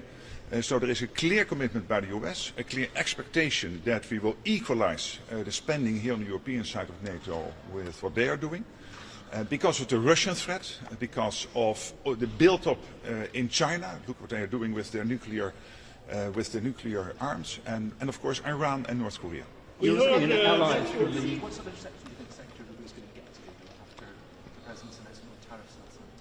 I think the reception will be very positive. This is not a meeting about, of course, the economic issues and subjects. It will be. We are really focused. The focus here of all 32 is how to defend NATO territory against the Russians, our long-term threat, which will be there even after, I hope, there will be a deal on Ukraine. The Russian threat will be there for many years to come. We are seeing what China is doing. We're seeing how these two theaters, the Indo-Pacific and the Euro-Atlantic, are getting more and more connected by the fact that the Russians are working together with the North Koreans, with the Chinese, with the mullahs in Iran. So we have to look at all these theaters in conjunction, and that will be our focus. Associated Press, European allies believe that... Again, could you start again? European allies believe that the United States is going to draw down here in terms of troops, in terms of equipment to address its security priorities elsewhere. They want to know how much, they want to know how fast. How important is it to get a clear message today from Marco Rubio on that and on the threat that Russia poses to this alliance, because there have been unclear or perhaps no messages at all coming from the White House? But this is not new. For many years, the Americans have told us, and they started 15 years ago, that they want to pivot more towards Asia, that there are issues in the Indo-Pacific the Americans have to attend to. That's one. Second, they have for many years told the Europeans, you have to spend more. And this really started to happen after Trump came into office in 2016, 2017. By now we are spending more on this side of the Atlantic, 700 billion in aggregate, since he came in 2016, 2017. So these issues are not new. There are no plans for them to all of a sudden draw down their presence here in Europe, as I said yesterday. But we know that for America, being the superpower they have to attend to more theaters than one. It's only logical that you have that debate, and we are having that debate for many years. Mr. Secretary General. It's not important for the allies and also for EU defense plans within NATO to know to what extent and in which ways the US may be reducing their role in Europe. We do everything in the alliance in the spirit of no surprises, of working together, of being strong allies, of being laser focused on the main threat, which is Russia, and the upcoming issues around China, North Korea, Iran. That's what we are working on. And that means that when, which is over years the case, the Americans want to pivot more towards Asia, that obviously we will do that in a very coordinated manner. Mr. Secretary General, Ukraine, do you think will be happen or just talk? Well, again, the good news is that President Trump broke the deadlock on Ukraine, has started the dialogue with the Ukrainians and the Russians. We fully support this. I personally gave my commitment, whatever we can do, we will help. And the Americans have been absolutely clear that a deal, be it a ceasefire deal or a full deal on Ukraine, has to be lasting, has to be enduring, and that we have to make sure that Putin will never ever try again to capture 1 square kilometer or 1 square mile of Ukraine in the future. From your point of view, this partial ceasefire, does it work or it's partially work from your perspective? Let me be clear. The Americans have broken a deadlock. They are working with the Russians and Ukrainians to get to a peace deal and probably intermediate to a ceasefire. This is what the Americans are working for day and night. And I think it is very positive that since Trump came in, second time President Trump in January, that he has been working on this with his team. I do not want to comment on every intermediate step other than that I very much welcome what he is doing, that we want to support those efforts, that we agree with his red lines that there should be an enduring and lasting peace for Ukraine. Mr. Secretary General, Rubio came to Brussels this morning with a 5% threshold. How would that be possible in the real world, and will there be negotiations? Well, as you know, in NATO, including the US part, Canadians, the European members of allies in NATO, we are working on a process which will define the gaps we have to get to the targets. This is the defense, the NATO defense planning process, and we will come to conclusions in May, June, and hopefully before the summit in The Hague. From there, we will assess, given those gaps, given the targets and given the gaps, what we need to do more of. And as I said before, it's my assumption that what we need to spend in the Canadians and the Europeans to get there will be north of 3%. When you look at the emerging outcomes of this whole process. And of course that is a content-driven process that based on those targets, based on the gaps emerging from that, we will have a clear discussion on what we need to spend more on. But in the meantime, and I think this is the great news, that the last couple of months we see this, again, biggest increase in defense spending since the end of the Cold War in the European part of NATO. And that is extremely positive and necessary because we have to defend ourselves against the long-term threat the Russians pose. It's not on the agenda explicitly, but I think it might be raised by allies. And of course, it's one of the issues we are very much focusing on generally. So as you know, I've been to Sarajevo and to Pristina recently. I had discussions on the phone and here in Brussels with the President of Serbia. So we're really very much involved as NATO to make sure the Western Balkans stay stable, stay safe, together with our 5 allies. Montenegro, North Macedonia, Slovenia, Croatia and Albania. So collectively we navigate the Western Balkans, making sure that stability is there to stay. I think we have to go to the last 2 questions. Sir. Yeah. Why is Greenland not on the agenda today, having one allied country feeling pressure from another that threatens to take this territory? I would not be surprised if the Arctic would be raised today by allies. And this is an issue, and the Arctic, of course, is not only Denmark, the King of Denmark, which, of course, has Greenland as part of its kingdom. This is also Iceland, it's Canada, it's the US, it is Norway, Finland, Sweden. So we have 7 allies which are present in the Arctic. We know that the Chinese are opening sea lanes. We know that the Russians are rearming there. We know, and as I said yesterday, it seems to be a detail, but it is an important detail. It's not trivial, and that is the issue of icebreakers. So more and more, the 7 Arctic countries are working together to make sure we keep that part of the world safe. And NATO is more and more involved. So the final question, yes, ma'am. Minister, do you have a common definition on what is included in defense spending? And should that be discussed again? No, I don't think so. We have a clear definition on what defense spending is. What we do not want is to water that down. So the 2%, or whatever the new target will be, NATO is very clear with the allies, and I know this from my previous role. You try sometimes to negotiate, hey, should this not be seen as defense spending? And I know that the guys and the women working here are very harsh with allies to tell them this should be part of this, this should not be part of it.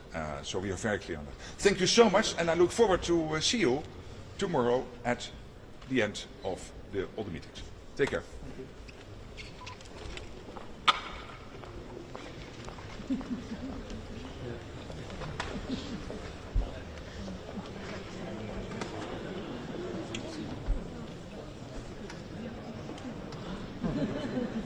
Jo, moin. Ich stehe beim Vorfahren und hab da alle mitgehabt. Anna ist ja auch noch mit mir beim Vorfahren. Okay, gut. Dann kriegt die Anna, weil Anna ist gleich mit Isabel abgeguckt. Aber Isabel ist noch nicht da, oder? Weil dein erstes Treffen ist, glaube ich, bei 10:45 Uhr. Und? Ja. Anna hat die Platz 2, aber mein Name, der haben wir jetzt gerade down to 1. Ist das Problem? Da kann ich hierher kommen. Ja, das weiß ich nicht. Das musst du mit ihm noch klären. Er meinte jetzt irgendwie, Isabel sei auf dem Weg hierher.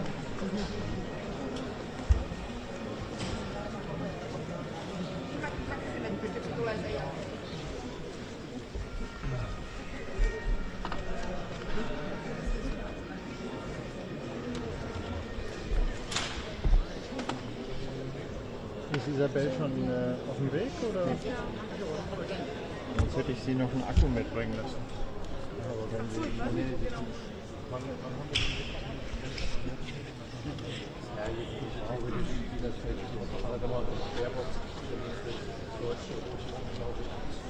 schön wäre, den zu haben. Den kommt jetzt etwas zur Zeit. Kannst du vielleicht auch nochmal gucken, dass da Aufzeichnung läuft, weil die Werbung sehr viel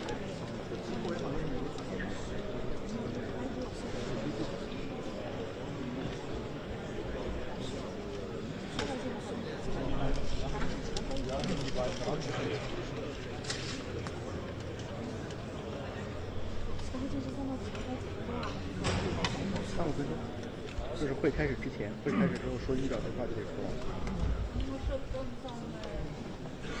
放这张清白来。昨天不是下午才过来拿。不是他要来了，他已经来了，排队呢。啊，他又来了。让他一起来。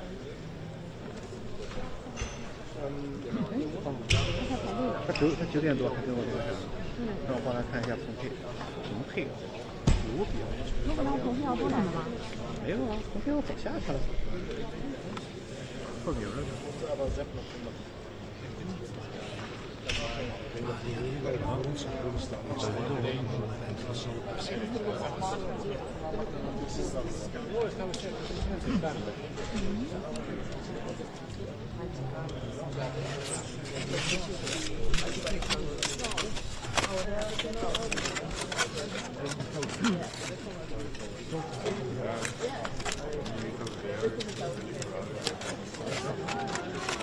Very then you probably got someone who is maybe asked.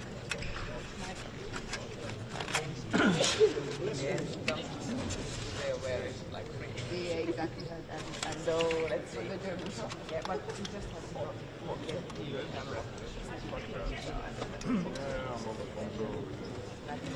Quite no, not yet.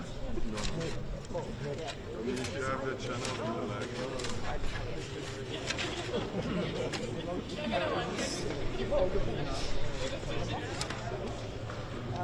It's a second music.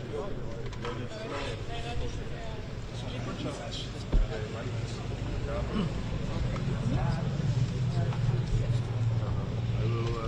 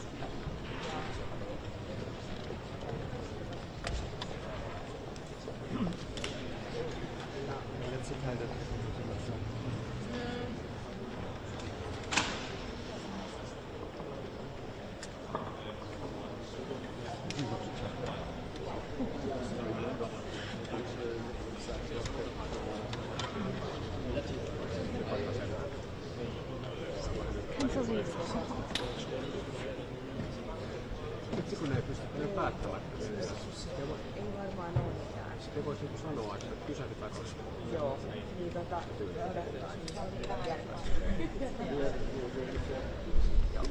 No niin, mutta tosiaan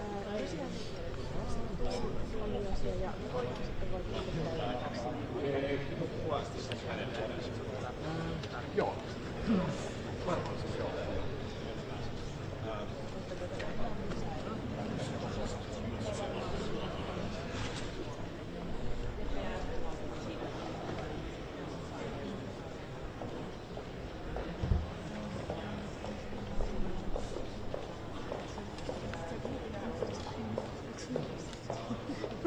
Aber er kennt sich nicht mehr. Okay.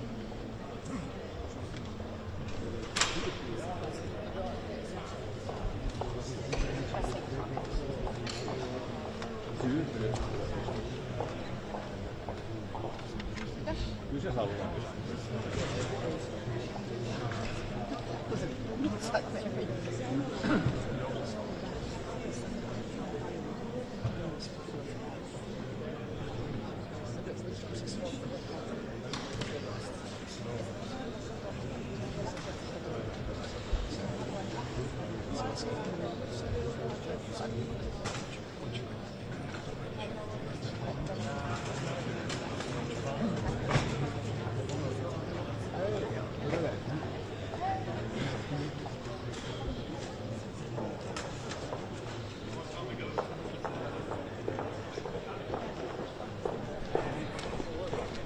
Morning, sir.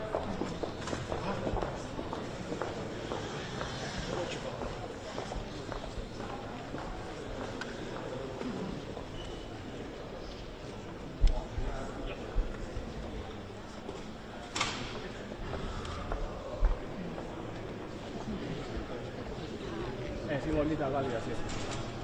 Tuolta on hyvä, täällä on täytettä.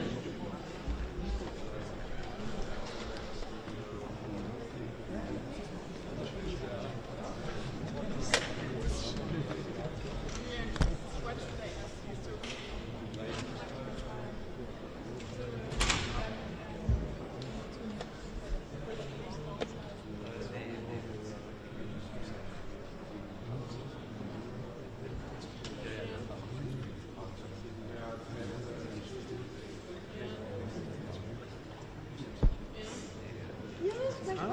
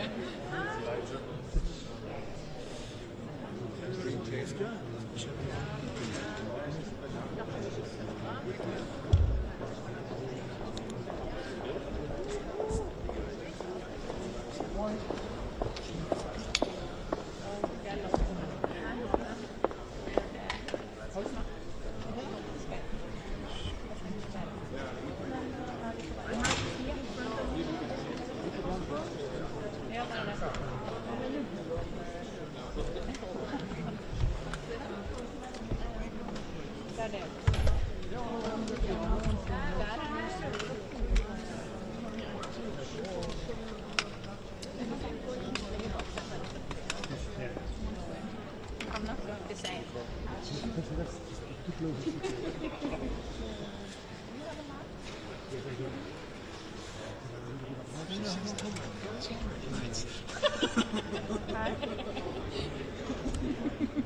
That's my life. I'm not German, I'm French.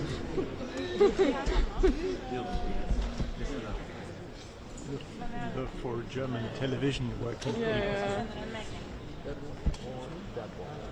So where you have the mic? Oh yeah.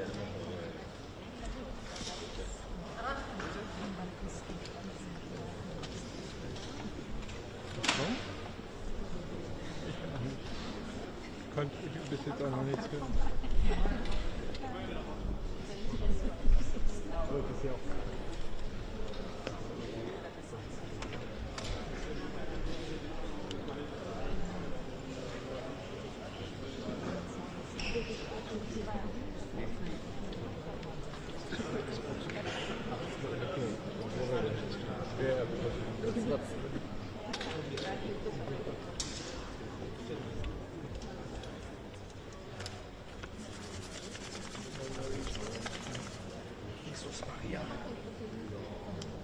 scheint die Sonne so hart an, aber ist so kalt. Das hatten wir schon einmal gemacht, amerikanische und NATO-Flagge nebeneinander. On the fly. Das ist nicht so okay.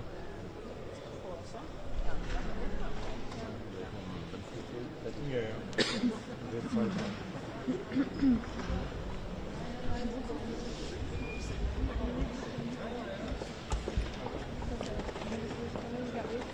Jag går, men börjar sen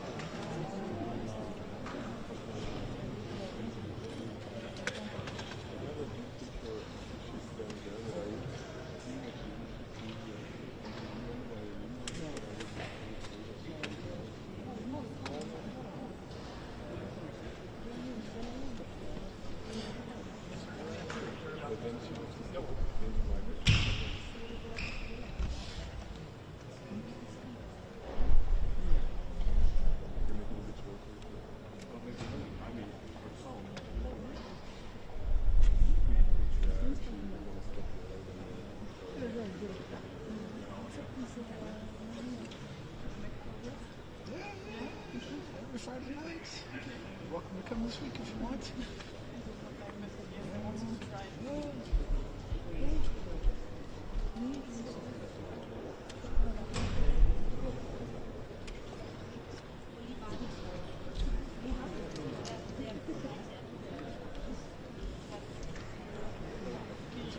Schalzfest.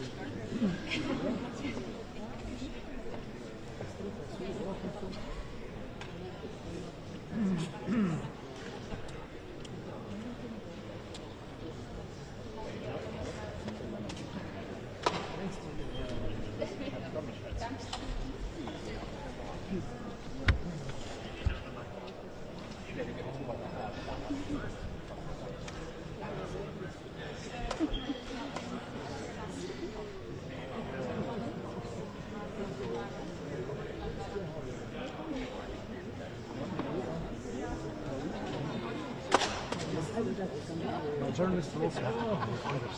Yeah, but right now, the police are coming out. Now? Yeah, so can we please and then we leave.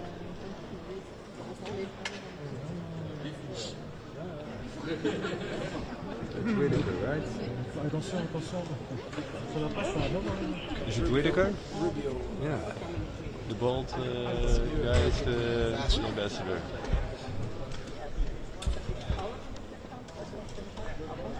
To left. So I'm very happy that Secretary Rubio has a first visit to NATO.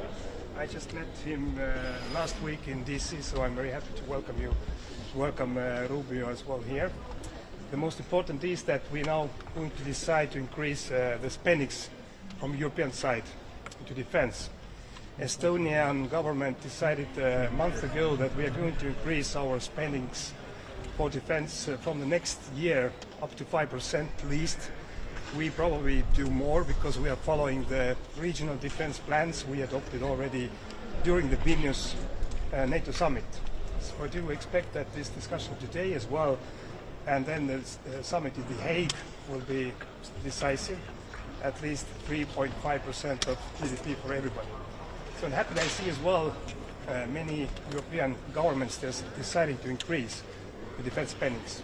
So it is very crucial because Russia will remain a threat, and President Trump's message has been very clear, not now only, but even during the first period when he was in office.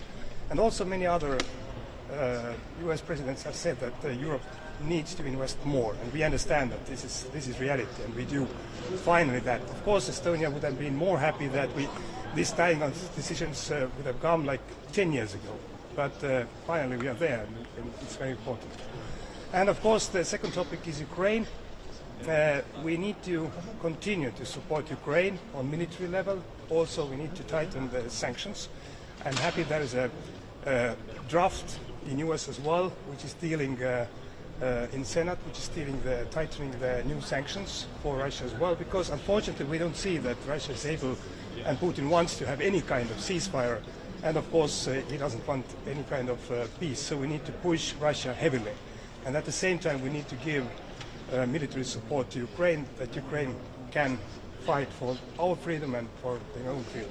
Thank you very much. Minister, we have recently seen some leaks from signal chat groups from the US administration with some disrespectful comments about European allies. Why are the United States still a reliable ally? We have many comments. This is rhetoric, so we're living in a new era in the meaning of diplomacy. But the most important is to follow the facts and follow the behavior in real life.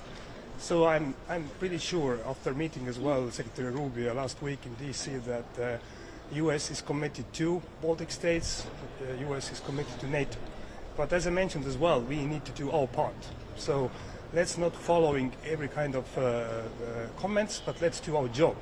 And most important job is to ensure that Europe is able to defend. Thank you. Minister, how important is it for your country, but also for NATO's defense plans, to get to know exactly from Secretary Rubio in which ways and to what extent US may be reducing its role in Europe? I'm pretty sure that the transatlantic bond is very strong. So it's in interest of Europe and also in US that NATO is a strong alliance. So we are going to discuss the European part. So how much more we can invest to our defense. And it is not because of President Trump. It's because of us. We see what Russia is doing right now, and has done already more than 3 years in Ukraine. And we see as well that there is no willingness from Putin to have any kind of peace. So Russia will remain a threat. And we need to take seriously as well the Trump administration that they have said very clearly.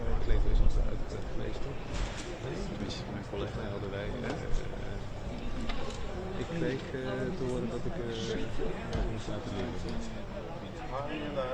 Verwacht je niet dat anderen... Ja, dat doe ik wel. Doe ik tarieven in Hongarije. Ja.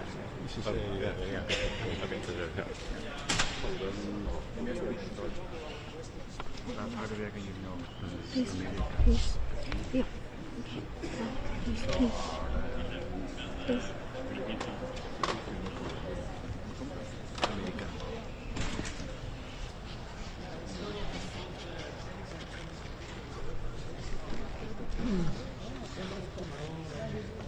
Please.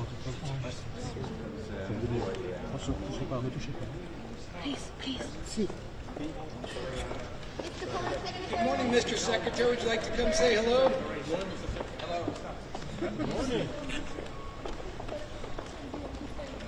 Yeah, it can be on the table. It needs 15 member states to start the process to screen and also ask the regime that they need to change the behavior. Thank you very much.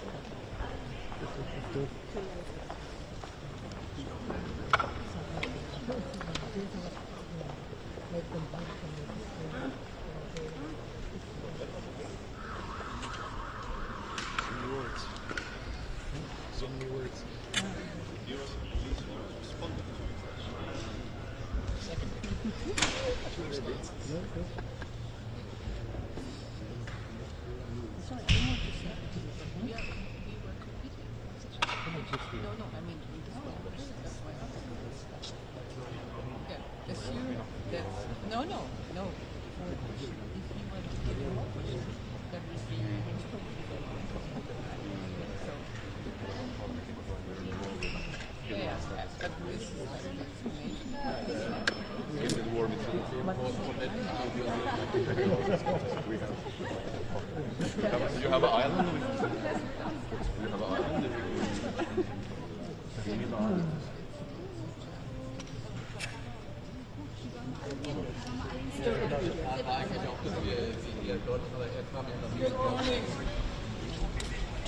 Good morning. Good morning. Would you mind? Sorry to interrupt your morning. I've just come back from Cambodia, so. Herr Bettel, die USA kommen jetzt wieder hierher mit mehr Forderungen an Europa, mehr zu tun. Muss Europa jetzt eigentlich alles tun, was die USA sagen, um die USA in der NATO und damit die Abschreckung aufrechtzuerhalten? Also es sind viele verschiedene Messagen, die wir bekommen. Ich glaube, heute Morgen wird es mal zuerst ein Moment der Wahrheit sein. Was will Amerika überhaupt noch mit Europa zu tun haben? Sollen wir weiter zusammenarbeiten? Das ist mein Wunsch. Auch wenn es ein bisschen komplizierter ist, auf jeden Fall, dass wir gemeinsam sehen, dass wir gemeinsamen Feind haben, das ist Russland. Und Amerika soll nicht Europa als Feind sehen. Wir waren Partner, wir sind Partner, wir sollen auch Partner bleiben. Und wir haben nichts, also Amerika entscheidet nicht, was Europa zu tun hat, aber Europa entscheidet auch nicht, was Amerika zu machen haben. Und wir sollen nur sehen, wo wir auch was Gemeinsames Besseres machen können. Ich bin der Überzeugung, dass jetzt mit den Tariffs am Ende des Tages der amerikanische Mittelschichtbürger es bezahlen wird. Und der hat gestimmt für Trump, indem er geglaubt hat, dass er die Inflation besiegen wird. Und das wird Gegenteil. Es wird Inflation in Amerika kommen. Also ich bin bestimmt kein Nobelpreis in der Wirtschaft. Aber wenn jeder Tarifs bekommt, dann wird nachher der Konsument diese Tarifs bezahlen. Und das ist nicht im Sinne weder von uns noch von den Amerikanischen. Also, aber ich hoffe, dass wir gemeinsame Nenner finden und dass wir auch sehen, dass es noch Gemeinsamkeiten gibt. Und das wäre meine Hoffnung. Inwiefern sind die USA noch ein vertrauenswürdiger Verbündeter, nachdem wir von diesem Signal der US-Regierung durchaus respektlose Kommentare gegenüber den Europäern gelesen haben? Wir sehen, dass nichts garantiert ist und dass das, was wir geglaubt haben, dass wir blind vertrauen können, nicht da ist. Wir müssen pragmatisch sein. Wir sehen, dass mögliche Positionen ändern können. Aber das, was heute richtig ist, kann morgen wieder falsch sein. Das muss man auch wissen. Und ich glaube, dass wir einfach pragmatisch gehen müssen. Ich habe es einmal in Polen gesagt, wenn wir zu schwach sind, werden wir gefressen. Und wenn wir nicht diskutieren, dann werden wir getötet. Also am liebsten ist es schon Stärke zu zeigen, aber Stärke heißt nicht, keine Kompromisse zu suchen. Aber man muss schon, wir sind doch auch nicht die Blöde in der Geschichte ist, wenn wir Strafen, weil es sind doch Strafen, es sind keine Tariffs, es sind Strafen, die man bezahlen soll, dann soll man nicht nur zugucken, aber man muss auch reagieren. Und das, was ich schade finde, ist, dass nachher nur der amerikanische und der europäische Konsument diesen Ärger bezahlen muss, weil das heißt, dass alles steigt und auch die Wirtschaftsprognosen für Amerika. Also es sind dann vielleicht jetzt Betriebe, die in Europa sind oder in China sind, die dann in Europa bauen müssen, aber wenn es dann nachher amerikanische Betriebe gibt, die dann in Europa bauen müssen, damit sie den Stempel Made in USA oder Made in Europe bekommen, um dann keine Tariffs zu bekommen, bringt keinem was. Aber in Handelsfragen ist Europa, vielleicht hat den USA noch was entgegenzusetzen, aber im Militärischen ist Europa ja sehr abhängig von den USA. Was hat Europa da? Ja, aber wir sollen nicht abhängig sein. Wir sind immer abhängig bei allem. Wir haben es gesehen beim russischen Gas, wir haben es gesehen bei der Covid-Situation. Wir sind immer abhängig. Ich glaube, Europa muss man auch einmal sich bewusst sein, dass wir auch selbst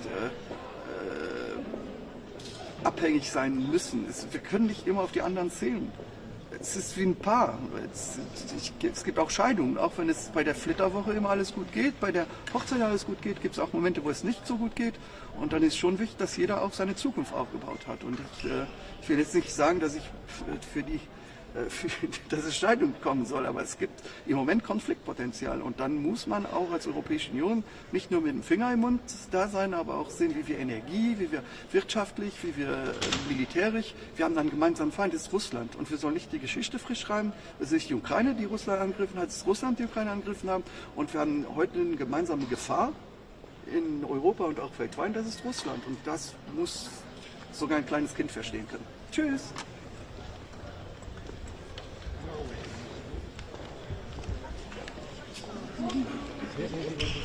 Good morning. From Norway side, I would like to say that as the founding father of this great alliance, we really care about its health and its togetherness in its ability to deliver.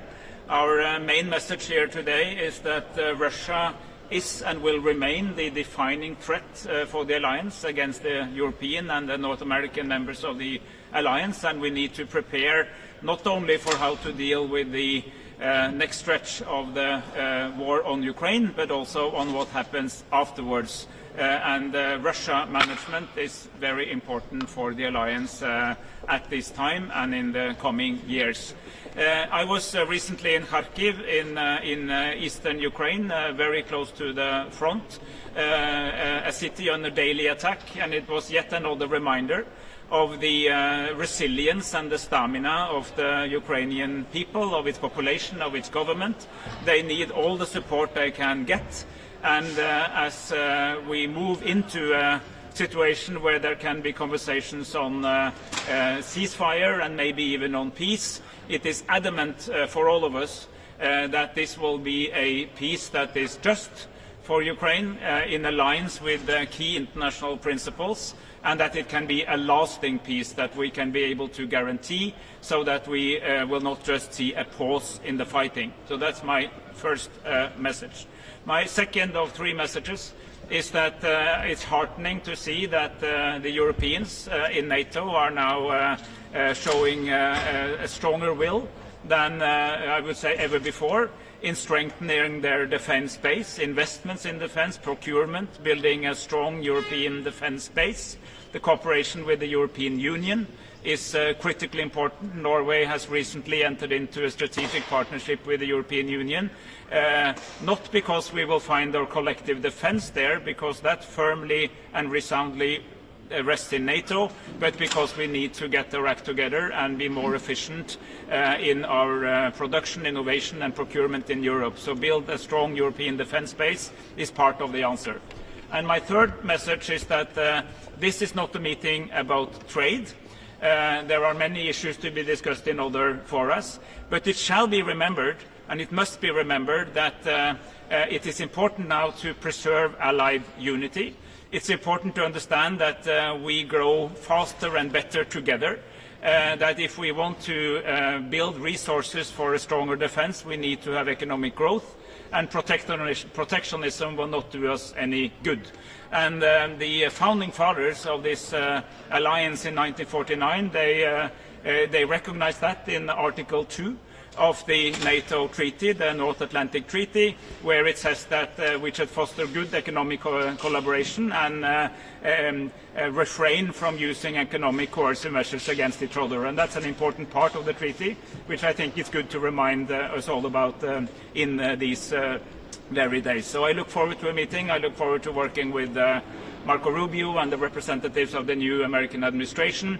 It will be very interesting to hear the report on how The pre-talks are going on in Saudi Arabia, and what we can do as an alliance and as individual members in order to support the path to peace in Ukraine, but also how to manage our main defining threat in the future. Thank you. What's it like watching your neighbor and ally Denmark being bullied over territory because of resources? I mean, to be frank, you're a Nordic country with lots of attractive financial resources as well. What's it like for you to watch that happen? So Norway has, together with all the Nordic countries and the European Union, also been very clear in putting our support behind the Kingdom of Denmark. The Kingdom of Denmark consists of Denmark as such, the Faroe Islands and Greenland, and whatever issue they have internally to the Kingdom of Denmark is up to them and not up to anybody else, and we support sovereign integrity of the Kingdom of Denmark, and this is also one of the principles on which this alliance is formed. Is the U.S. still a reliable partner for Tunisia?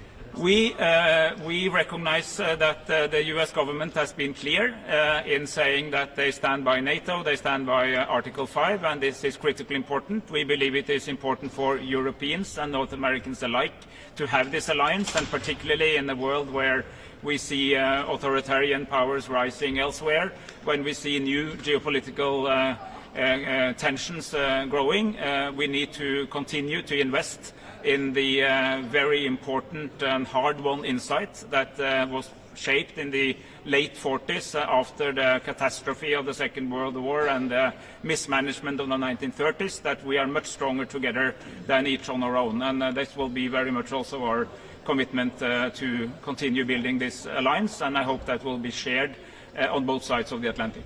Do you think it's justified to have a higher defense budget for European allies because they have some catching up to do, or should it be the same for the US and its allies? We will have discussions now in the coming days, weeks and months up to the summit, and this will also be about our shared commitment to spend more, but also to spend more smartly. I have, in the one of my previous capacities, it was Minister of Defense, and I know that defense money is easy to spend, but it is really important to make sure you spend them smartly, for instance, on having fewer systems, larger series of systems, of vehicles and ships and planes and so on, and that we also have the critical enablers. So it's both about how much we spend and also how we spend them smartly and spend them together, which again takes me back to the close European cooperation on building a stronger defense base. And I'm not commenting on the numbers because these are things we will be discussing inside. Minister, with all the turbulence, is Norway thinking about joining the EU? Norway is the most connected non-member. This is our view, but also the European Commission's view. We have a European Economic Agreement and we have 100 other connections to the EU and work closely with them. What is most important for us is that the EU succeeds in building, in maintaining the values and principles that is embedded in the treaties, but also increasing its competitiveness, and we will contribute to that. And then people are discussing these questions, but right now this is the focus of the government. Thank you.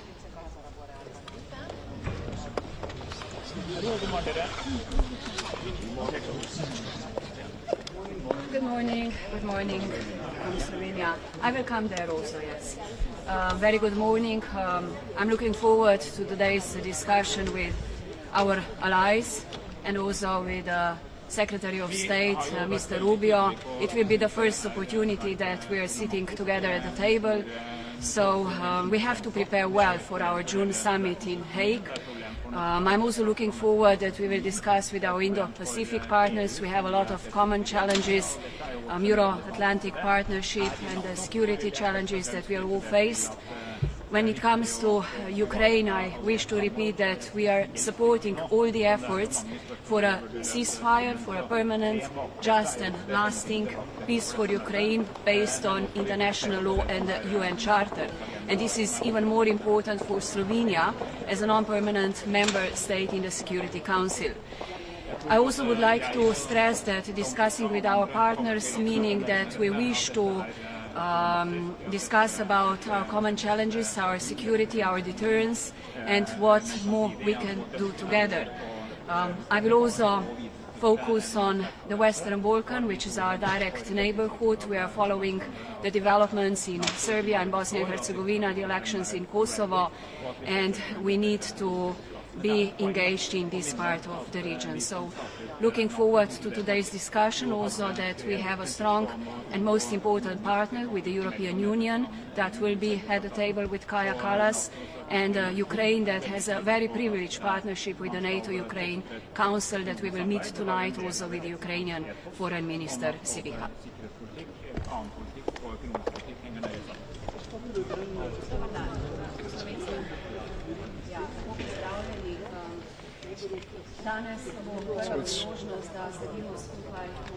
It's a pleasure to be at the meeting of NATO foreign ministers. What has changed significantly since our last meeting months ago is the role of the new Trump administration in bringing a new dynamic to the peace agenda, and this is something that must have our support. We must all work for peace. I think that we have other issues that will be at the forefront of the agenda as well. We will be discussing our collective resilience. We will be discussing what we must do as NATO, as an alliance, as individual member states to stimulate further defense spending, to stimulate investment in our defense industries. We will also have very active engagement with like-minded countries from the Indo-Pacific. We will have engagement with the Ukrainian Foreign Minister, with High Representative Kallas, who will also be joining us. So I think it will be a great opportunity to speak about the issues at the forefront of the political security discussions going on a global level. One of the things that I will personally engage very deeply on is the stability of the Western Balkans.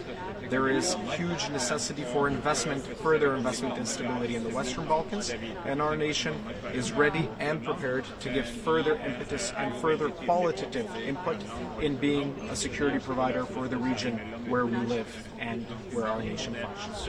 Thank you.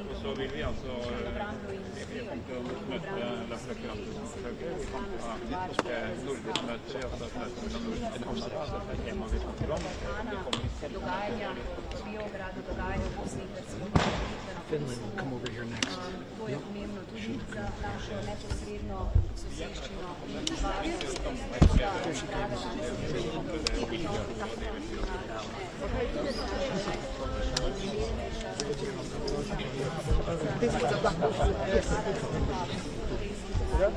Very good morning, everyone.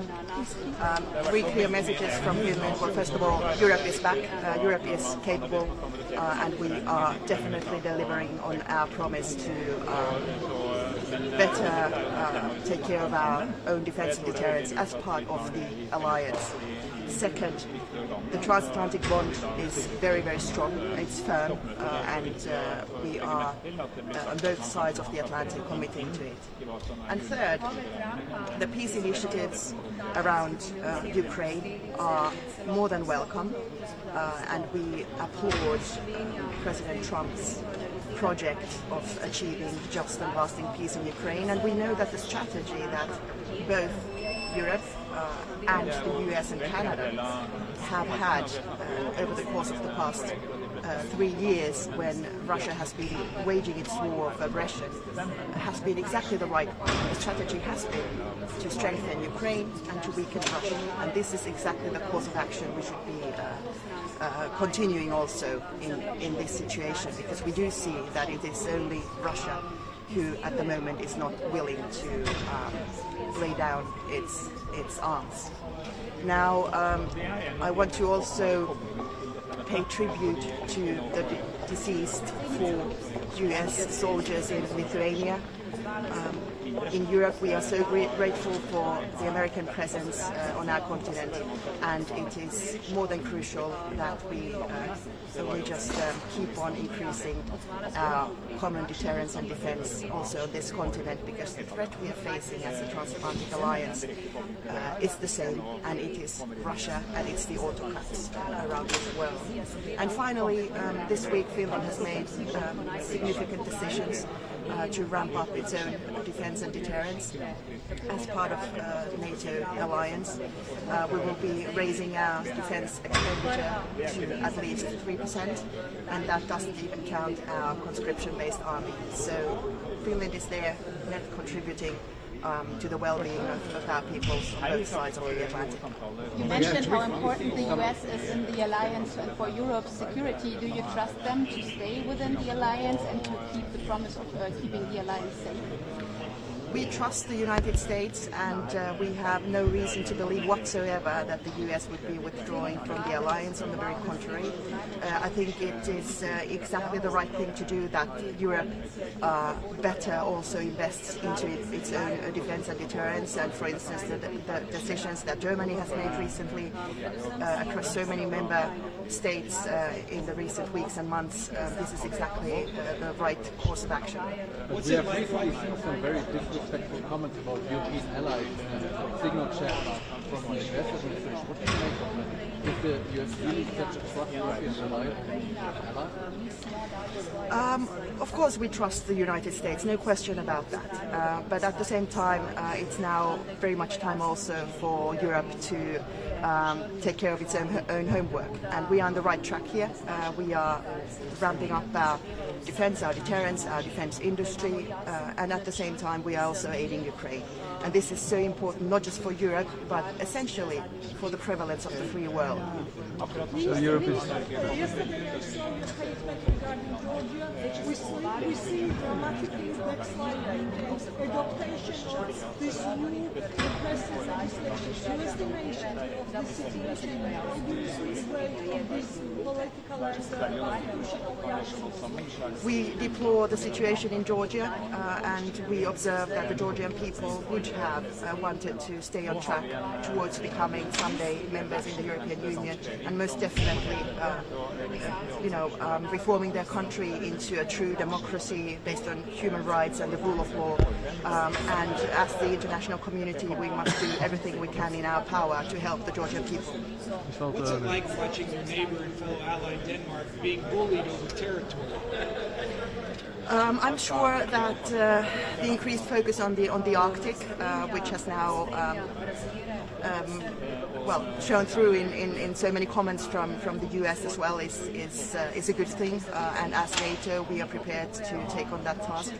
At the same time, of course, it is extremely important to note that as NATO, we are able to do that, and there's no reason to, say any rude things to each other. And I think the course of action that Denmark has been having on this is exactly the right one, and we support Arctic security in NATO. You mentioned the transatlantic bond being strong, but what's your message to Secretary Rubio today after the tariff announcement from his president? Sorry, I didn't hear that. What's your message to Secretary Rubio after his president's tariff announcement last week? You said the transatlantic bond was strong, but it doesn't seem so this morning. See, I think this opening by President Trump is hopefully just the starter for the negotiations, and I so hope that this will lead to a situation where we will have less trade barriers within the Atlantic, within the alliance, because it doesn't make really any sense whatsoever to hinder the invisible hand from working, because if we look at it, the reason that the United States is the most prosperous and the most powerful country in the world today, it is due to the market economy and its open borders towards the rest of the world. So I'm sure that we will go back to that situation, and especially between friends and allies. So Europe is ramping up its defense spending. Do you think it's justified to have to request a higher target for European allies than for the US itself, because there's some catching up to do? Well, I think it's extremely important that we as Europe can better carry our own weight, and whatever is needed. I think it's even not so much, it's not so important to concentrate on the share of the GDP, because of course then it matters a lot how large your GDP is, and if we engage in a trade war, then the GDP goes down on both sides of the Atlantic, which is very deplorable. So we very much should focus on really the true capabilities which can be deployed as part of NATO's defense plan. And of course, we should also be looking at, some figures so that we can compare between member states. But yes, Europe should be ramping up, and this is exactly what we are doing right now. Thank you so much.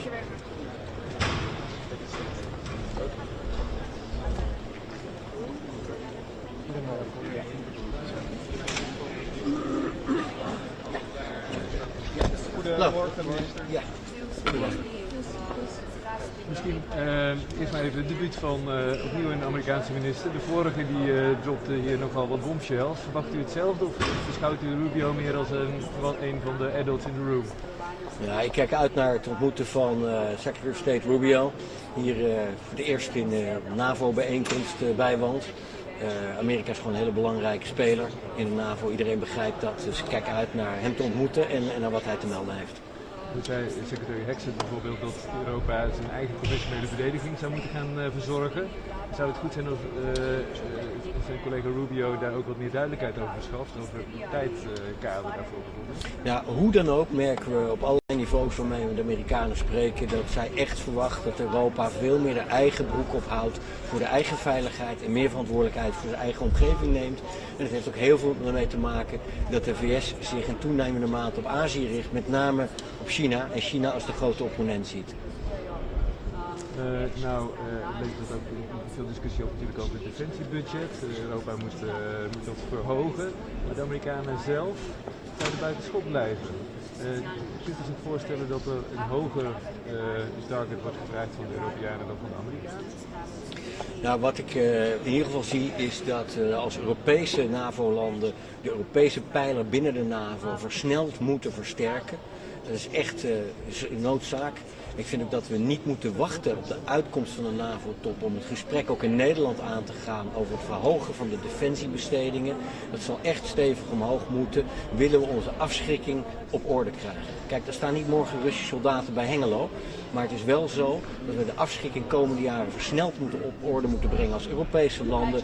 Willen we voorkomen dat Poetin er ook maar aan denkt om richting NAVO-landen ook maar iets te proberen.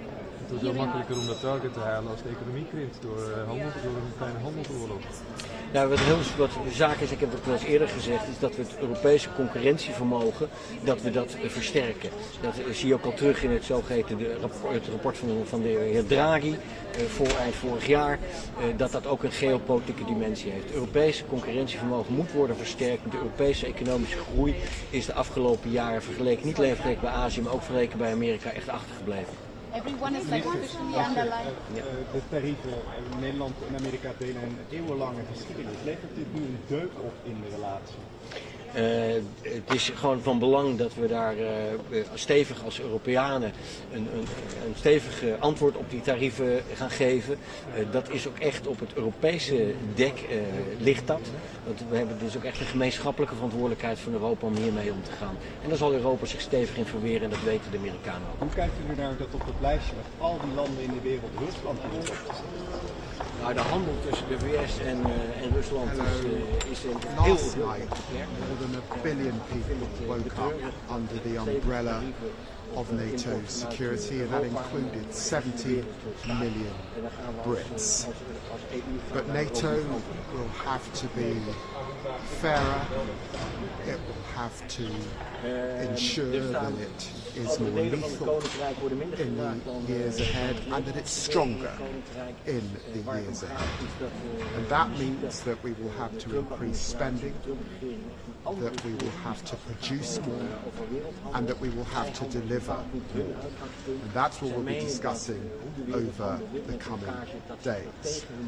In the UK, we have committed to increase defending, and it's hugely important that all allies step up, particularly in Europe, over this next period. It is also the case that Russia continues to rain down bombs on Ukrainian families, on Ukrainian armed soldiers, and of course on Ukrainian's infrastructure. And they are dragging out and obfuscating all efforts to negotiate. Putin, we see, and it's hugely important that NATO allies come together to place more economic pressure on Russia so that they respond and are responsive to the negotiation attempts that President Trump has set out. This is a consequential meeting for NATO foreign ministers. This is an extraordinary geopolitical moment, and it's hugely important that this most important of alliances in the 20th century and now at the beginning of the 21st century remains fit for purpose and remains the strongest alliance coming together to ensure the security not just of the family in the Atlantic but of much of the global community. Thank you very much indeed. I look forward to meeting him here, and I look forward to discussing matters with him here. I believe NATO is very important, not only for European allies in Canada, but also in the interest of the United States. European stability and European security is very important, I believe, also for the US in the end. Is the US still a reliable partner? Very disrespectful comments from the US administration in the leaked signal chat. How trustworthy, how reliable are the United States still as an ally? As the Netherlands is concerned, we believe that the US is an important ally. The US is a very important partner, both regarding European security and also the prosperity of Europe. And how do you think, how much does Europe need to do from what the US wants them to do in order to keep the US within the alliance? Because if I understand correctly, Europe is still reliant on the US. So do we have to do anything they want now? NATO stands as a robust political military alliance, including Article 5. That is clear, that has clearly been communicated at all levels by the US to us too. At the same time, what we see, of course, is that the US expects European allies to take more responsibility for their own security and for their own environment. That means that European allies, European NATO countries, rapidly have to strengthen the European pillar of NATO and have to increase their defense spending. Our defense spending in the Netherlands is at this moment just above 2%, but we really expect that that in The Hague at the NATO summit in June, that we'll see an investment pledge that will be significantly higher. Yeah. Minister, thank you. Minister, one last question, if it's possible, about Georgia. Yesterday, Georgian Dream adopted the repressive legislation, you know about this, and so how do you estimate this dramatic backsliding of Georgia now? I do believe that it is very concerning that there's such a backsliding taking place in Georgia. You've seen the declaration by the EU High Representative Mrs. Callas and the European Commissioner for EU enlargement Mrs. Kos. Also from the Netherlands as a key EU member state, we fully stand behind that. We're very concerned about the developments in Georgia, also because we see that such a large part of the Georgian population is pro-European, wants to strive towards this European horizon, and we want to encourage them to stand, to continue that stand. Which measures can be used very quickly? I'm here to NATO, at the NATO ministerial meeting. This is not the opportunity to discuss such measures, but you've seen that as EU we've also taken steps regarding, for example, the visa requirement for Georgian diplomats. Thank you very much. Thank you.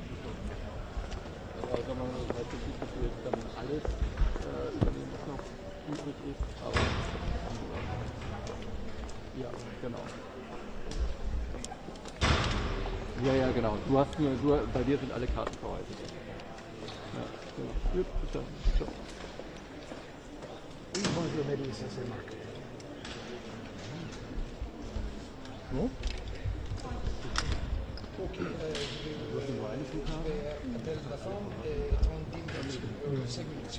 Ok?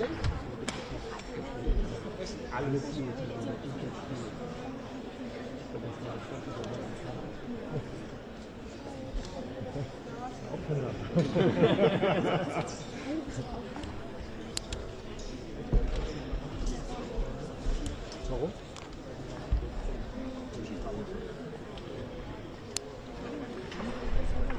Wir haben uns noch einen an einem Kabel. Wenn das nicht nach einer aufschlagbaren Kiste mit Linsen, wo man so Luft reinmacht. Am besten hast du diese Werbemännchen, die ja, genau sowas. Ich habe sowas von draußen gesehen. Da kann man im Tag dann Luft reinmachen und das lege ich dann hier hin. Und dann legt man das dann auf. Ja. Oder so eine kleine Drohne dran, das ist spät. Wenn du jetzt an eine Studentin jemanden vorfahren, dann nimm doch einfach mal zu Geldpulver. Das ist eine super Idee. Das bringe ich passt das morgen, auch von der Größe? morgen bei der Sitzung bringe ich mal ein. Ich sage auch nicht, woher die Idee kommt. So auf allen Vieren. Zunge raushängen. Nur auch zwei aufeinander. Das ist Ressourcenverschwendung.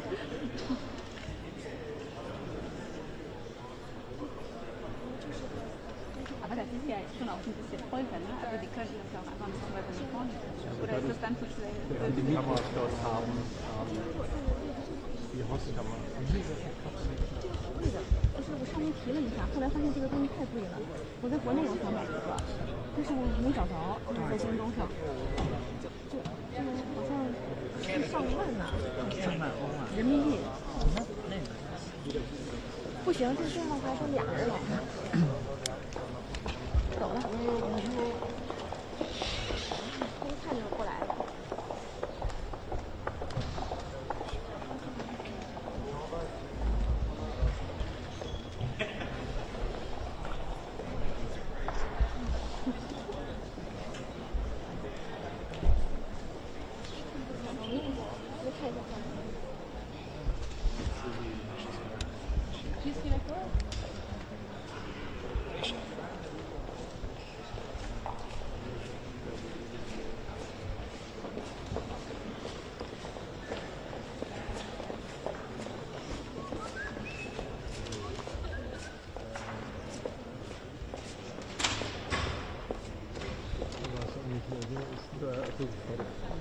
Aber wer von der glätzigen Platz? Genau.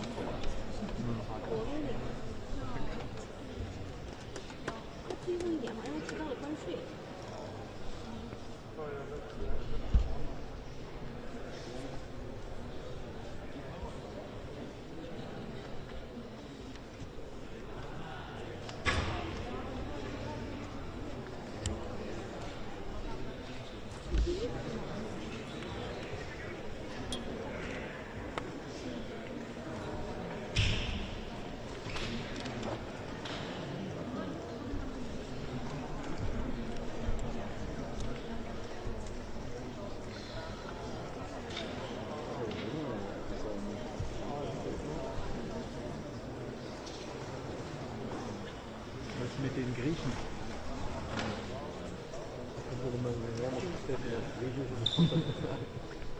Ja? Der Türke wäre doch noch ganz gut. Ja. Türke habe ich auch nur einmal erlebt, weil wir Apfelborn hatten. Und dann kam der Türke an und hat ihn so reingezogen in den O-Ton und dann hatten wir einen türkischen Drosten. Also das war über den Der wird den Teufel tun, sich hier in Brüssel den Journalisten stellen. Weil türkisches CNN ist hier. Naja.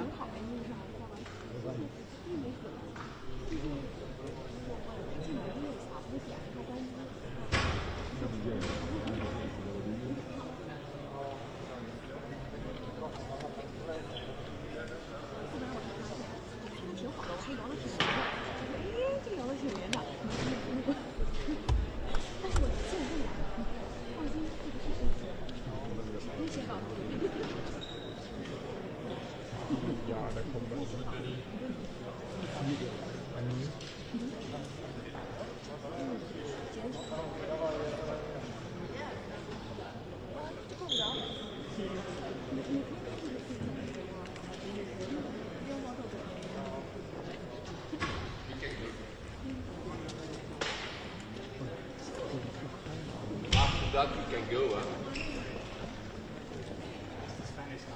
Okay.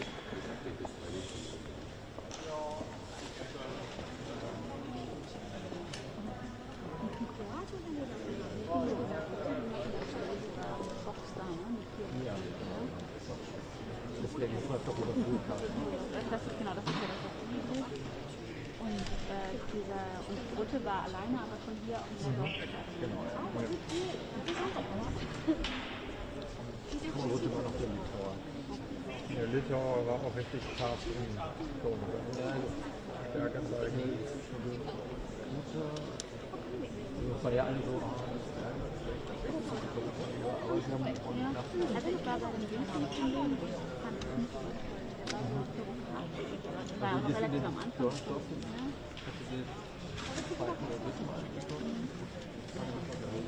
Wir können ja nicht sagen, dass man genau.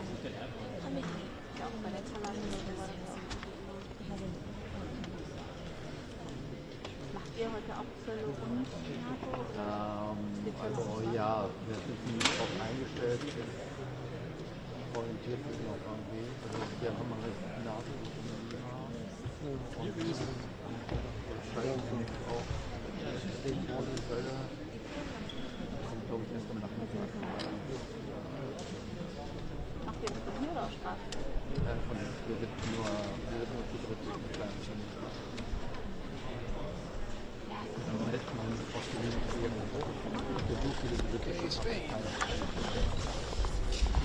Good morning, Minister. Good morning. Good morning. Go first to the Spanish press. Oh, das ist viel zu weit weg.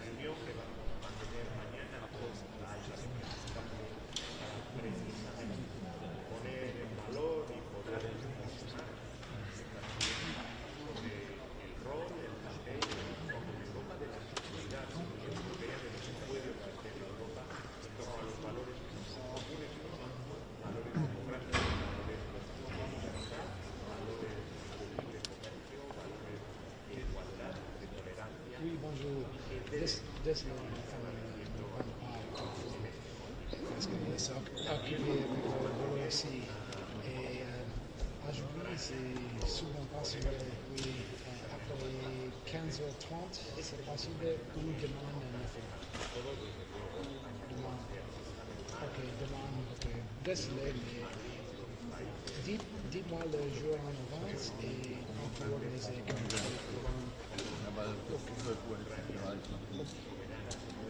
Ok, on va profiter du soleil, désolé. Ok, merci à vous.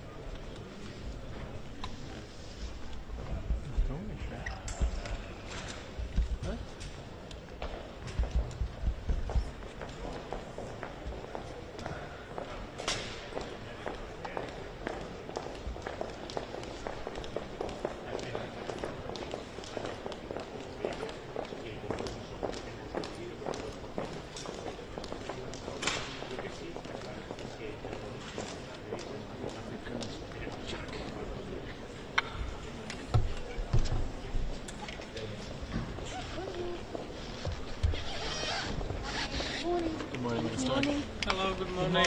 Good morning. I have a few points to make, so thank you very much for your attention. First of all, the ministerial is beginning. It's an important milestone in our security. I will be informing ministers about a few things. First of all, about the Czech munition initiative. The big thing is that we have been able to secure financing so that this initiative now have enough resources to provide ammunition on a monthly basis to Ukraine till September. It's thanks to a contribution by Canada, Norway, the Netherlands and Denmark. I would like to repeat that this initiative decreased the efficiency of Russian artillery by 500%. We have decreased the ratio from 1 to 10 to 1 to 2, and it's very important, and I would like to really thanks to all partners who contribute to this initiative, and of course we will be looking for more resources put into that. Last time I spoke there before the NATO minister, I said that in year 2024 it was 100 acts of sabotages, including physical acts, cybersecurity acts, or information warfare against Europe by the Russian Federation. We have made a new number, it's 120 for year 2024, and we have registered 30 such actions against Europe for the first quarter of year 25. And also I would like to mention that yesterday it was the Czech government which decided that we are putting on a national Czech sanction list 2 individuals. One of them is GRU officer,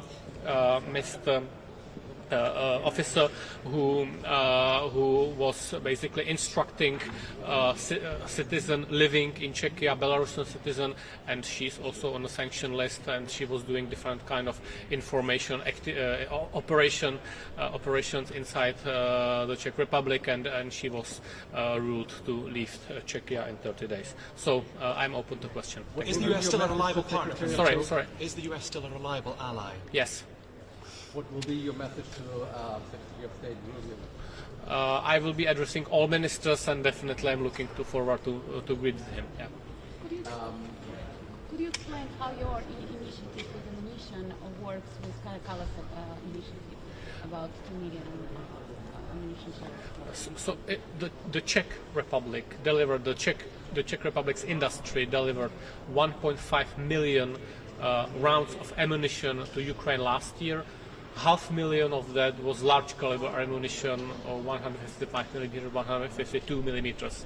So I think it's fully working in full line. You know, we need to deliver this material to Ukraine so it can defend against Putin's war of imperial conquest. Do you think that the alliance can trust on the US? Again? Do you think that the alliance can trust that the US would stand by the alliance, for example, if Article 5 was activated? I have never ever heard anything about Article 5 which would concern me from the American side, so I trust them. Yeah. You just said that the US will still be a reliable ally, but we have seen nevertheless recently leaks from a signal chat with very disrespectful comments about Ukraine from the US administration.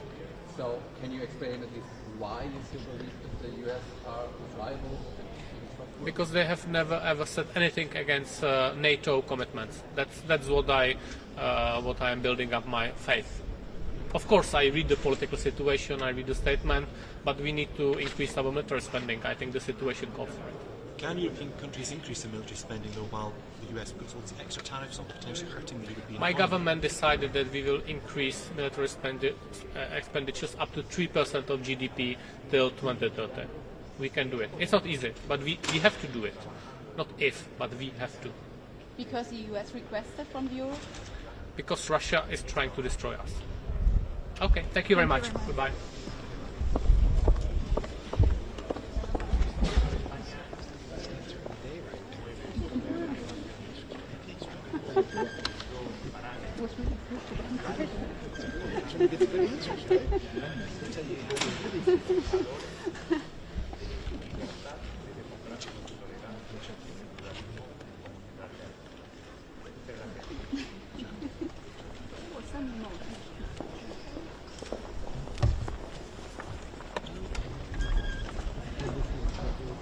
No, not at all.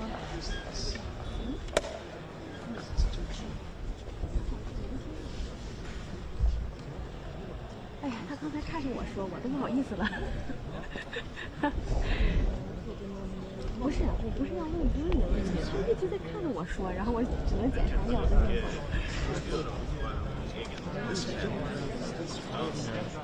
啊，土耳其呢？哎，快站我这儿吧，就站我这儿吧，这虽然我也录不上。Good morning, Minister. Hi. Good morning. Good to be here again. I look forward to meeting my colleagues, and I'm glad that our colleague from Ukraine, Andriy Sybiha, will be joining us to give us an update on the situation on the ground. And support to Ukraine is crucial at this moment, as Sweden just delivered its 19th military support package, which is our biggest so far, and I urge my colleagues to do even more. It is about our common security. I also look forward to the discussion on increased target on defence spending. Sweden has doubled its defence spending in 4 years, and we're ready to do a lot more. And finally, I look forward to the meeting also with the Indo-Pacific countries. I believe that our security is becoming more and more interlinked, and I think that the clearest example of this is that we have the presence of North Korean troops also in Russia. Thank you very much. Is the US still a reliable partner? Excuse me? Is the US still a reliable partner? Yes, US is a very reliable partner. I have a very good discussion with my colleague Marco Rubio, and he very much appreciates what Sweden is doing on defense spending, and of course expects Europe to do more, and I think that is the only way to act at this moment. But they have been very clear to that commitment to NATO and also Article 5. What's it like watching your neighbor and ally Denmark being bullied over territory? Well, of course, we support Denmark in every way, and the future of Denmark and Greenland only belongs to the Danish and the Greenlanders. Thank you.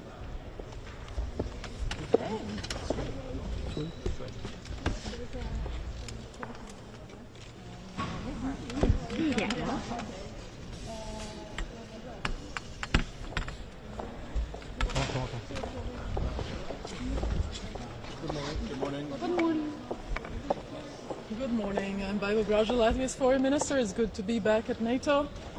And today we have quite a tough agenda, which will be continued tomorrow. The main issue for us is obviously strengthening NATO, strengthening transatlantic bond, making sure that deterrence defense of NATO is as viable as it has been for 76, 77 years. Tomorrow is NATO's birthday, so a big day, I think, for all of us. For NATO, it's pretty straightforward. The KPI of success is keeping peace and security that NATO has been able to keep for 76 years among allied nations, and for the protection of 1 billion citizens. We are stronger than ever. Sweden and Finland has been fully integrated, both in military terms in NATO, 32 allies strongly together. US commitment unshakable. I look forward seeing Secretary Rubio again. We were in Washington last week for a serious conversation. We'll continue it here. Support to Ukraine, to self-defense of Ukraine, is a second priority for us. So we look forward discussing with Minister Sybiha how we can best support Ukraine's legitimate self-defense. And of course, Indo-Pacific partners are as important as ever for all of us, because the challenges to global security don't limit themselves to the US or Europe. It's not just Euro-Atlantic security. We are all connected. We see it in the war in Ukraine, but we see it in cyberspace. We see it in coercive behavior by China in the Indo-Pacific. So all those challenges to us as states, but also to our citizens, are important. But also they are prominently on the minds of our citizens, so they need to be addressed. China, of course, is a systemic challenge, while Russia is the most direct and significant threat to Euro-Atlantic security. So terrorism as important to our citizens, so all those issues will be covered in these meetings. Is the US still a reliable partner? And what Sorry. We have seen disrespectful comments about European allies made by US officials in a leaked signal chat. Why do you still believe the United States are reliable and trustworthy allies? Because they are. I mean, we all use sometimes rhetoric that not necessarily reflects the actuality of relationships that we have. Having friends for America is as important as for Europeans having strong friends and having those relationships. In Latvia, we are pretty straightforward. We spend currently 3.7% of GDP for defense. We spent on top of that, about 1% for supporting Ukraine. Quarter of that is military assistance. But we also invest a lot of resources in internal security, which is another big part, and strengthening the eastern border of NATO and the EU. We do that because we take security seriously.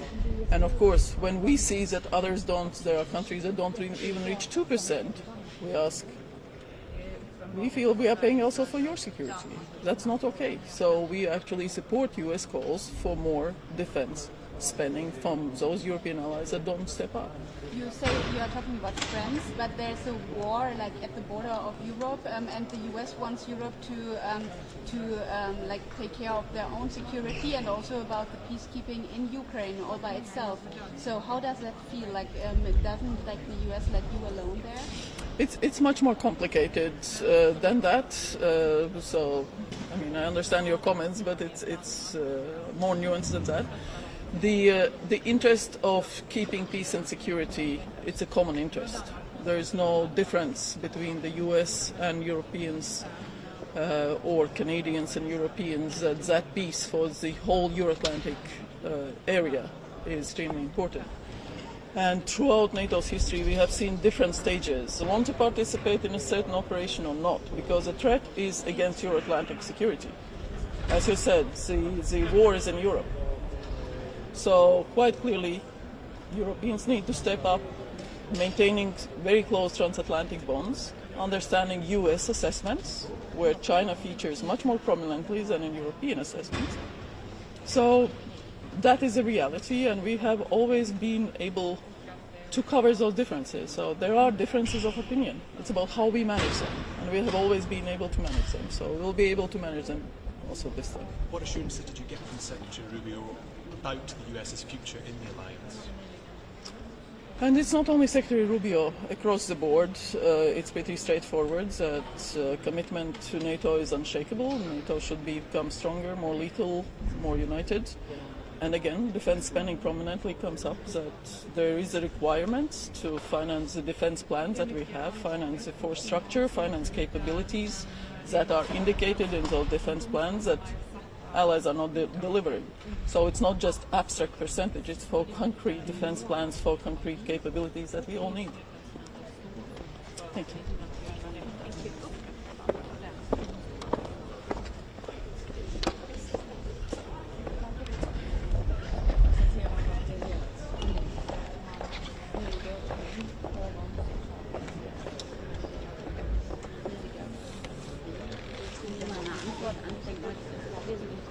Dann weiß man es genauso.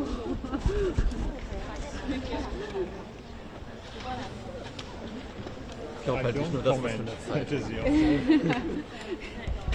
Dumm.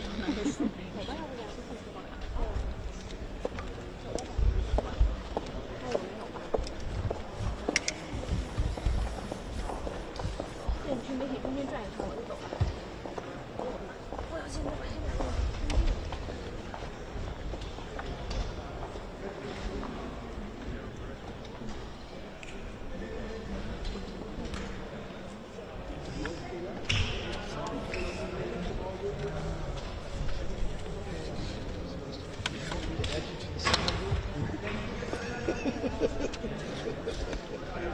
Or was it you?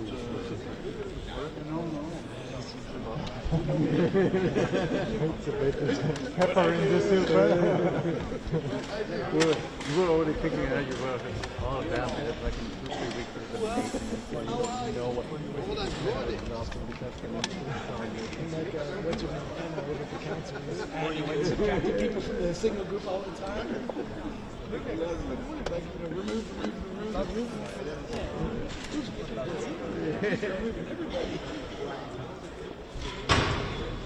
I don't know how.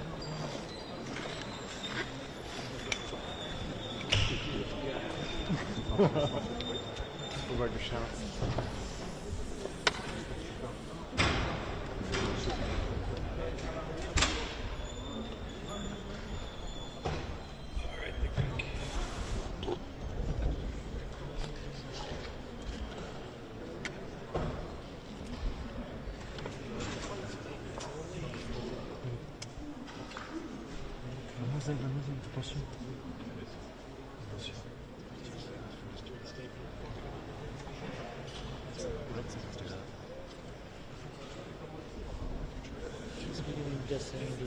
Probably, yeah.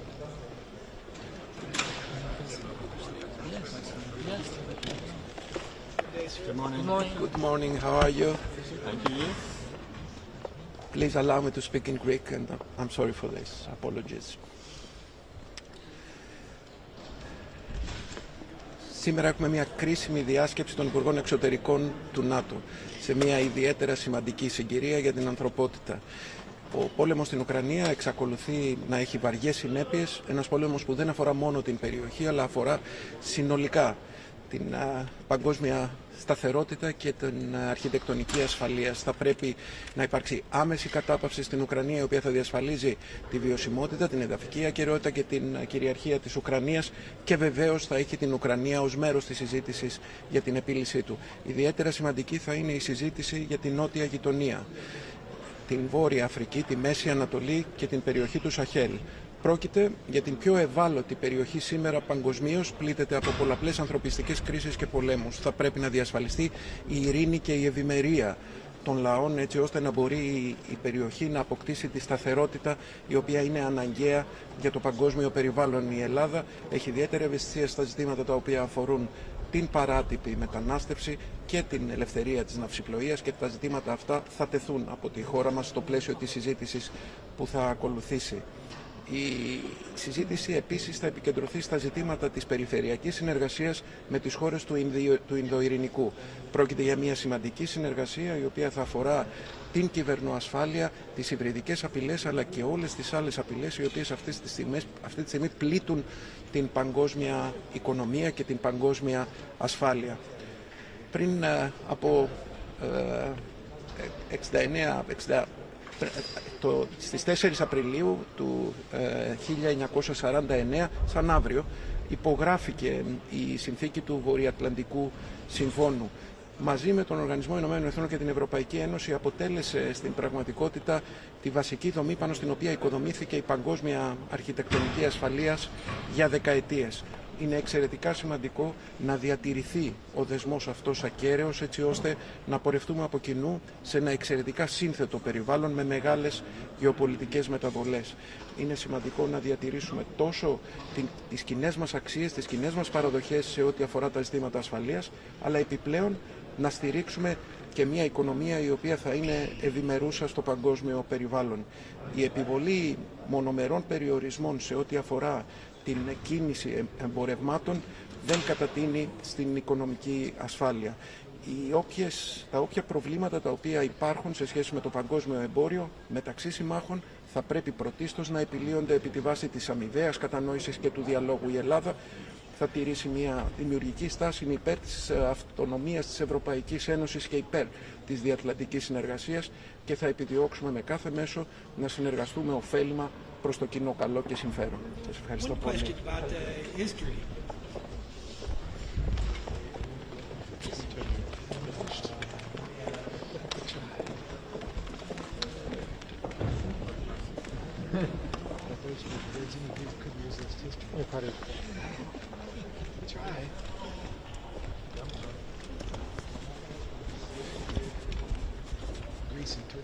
The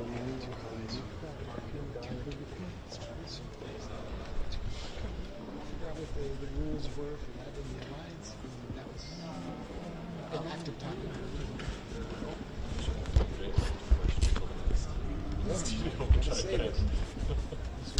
Juhu! 16, 20. Feuer.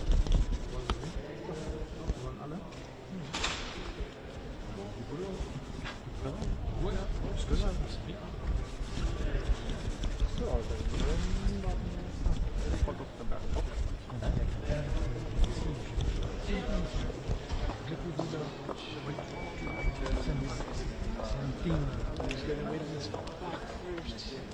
France or Germany, there's an open microphone.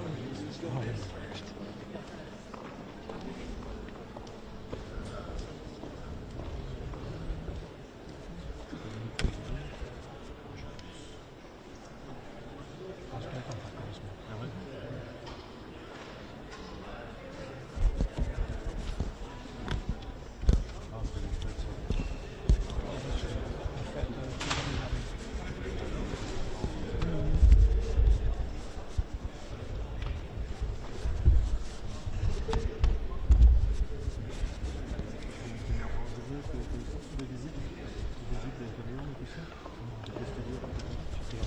Kommt meine Schelle endlich mal zum Einsatz. Ich seit Jahren an meinem Rucksack mit rumschleppen.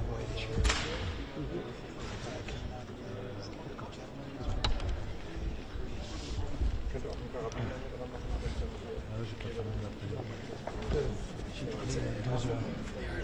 The camera doesn't have an in-between. It's either too dark or too bright. Ich kaufe einfach 3 Karabiner und lasse von tauschen wieder noch an. Yeah, and then it leaves you with the anonymous face. Ja, genau. You'd have a background Aber on Anleihen fire. klingt so wie, du machst eine WhatsApp-Gruppe auf.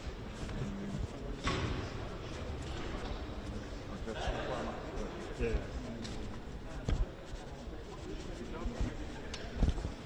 Oder man macht es einfach hier dran, weil wir brauchen für den großen Rucksack brauchen wir es nicht. Dann haben wir es am Gerät. Das brauchen wir nur an.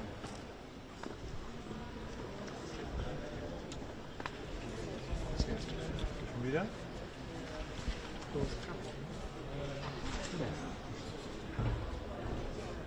Die zicken sich immer weiter nach vorne. Ja, den Meter weiter nach vorne.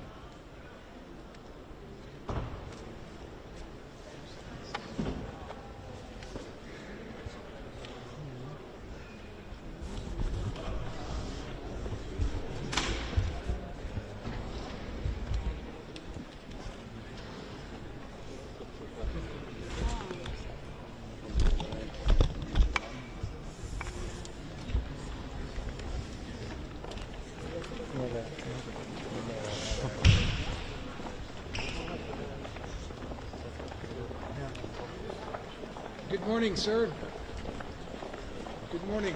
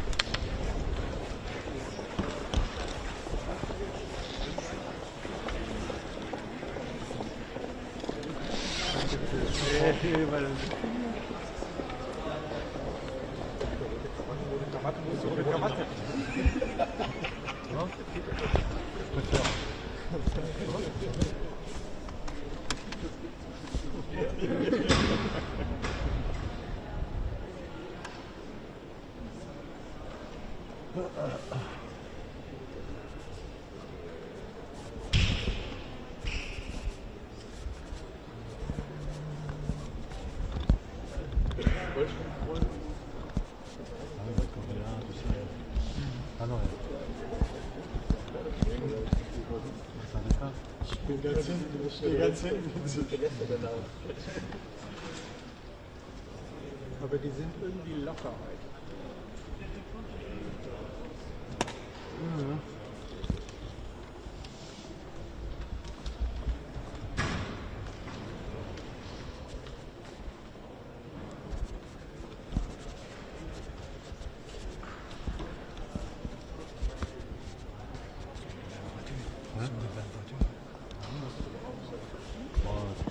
c'est bon, hein, pas trop cher. Vous avez la voiture de Johnny? On a acheté une Kia. Non. Oui, il est là. Et regarde, il regarde.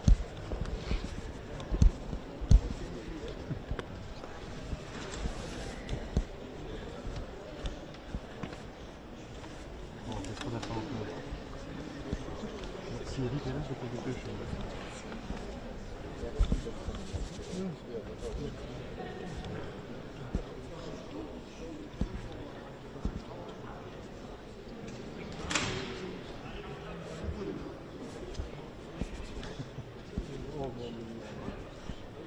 Schlimm.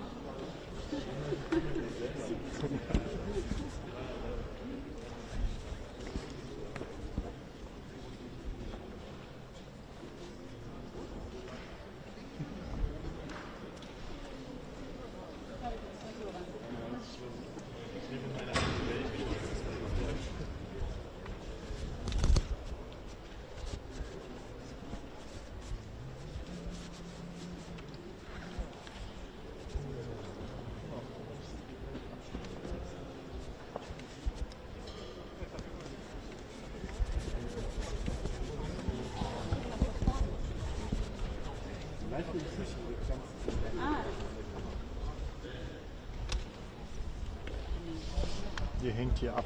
Die Schild.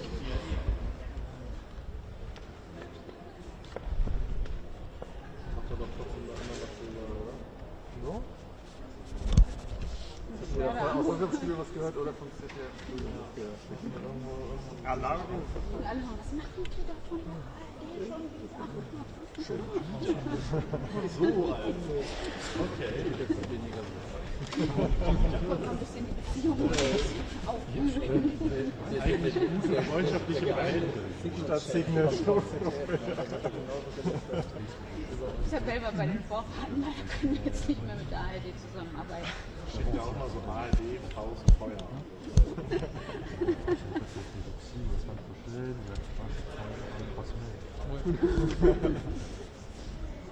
Whiny.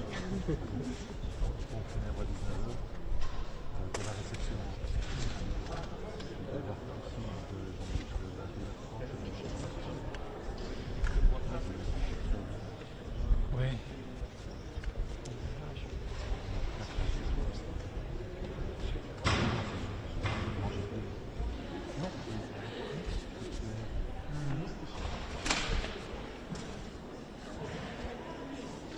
Ja, aber nicht hinter den Angeln. Oui, oui, oui. Tout sympa avec moi.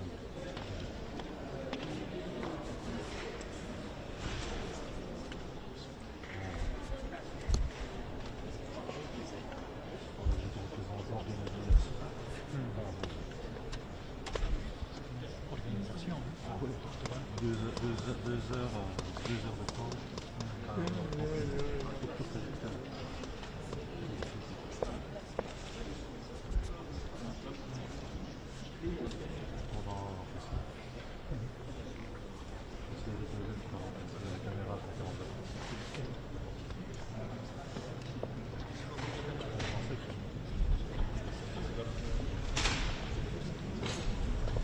Okay, Kundschaft.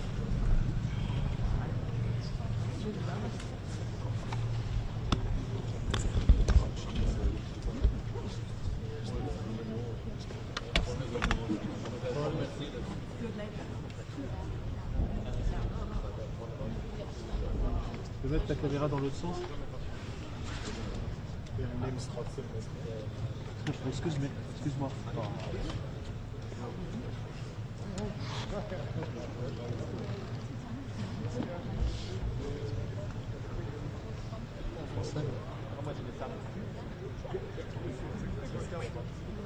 C'est Macron?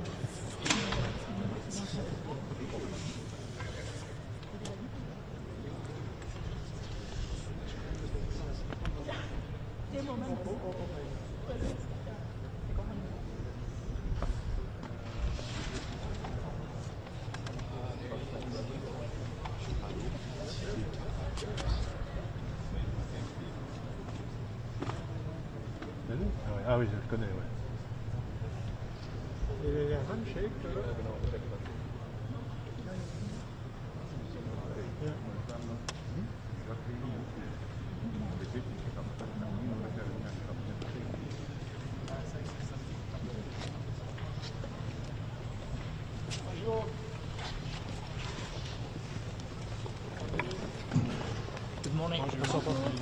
Bonjour à toutes et tous.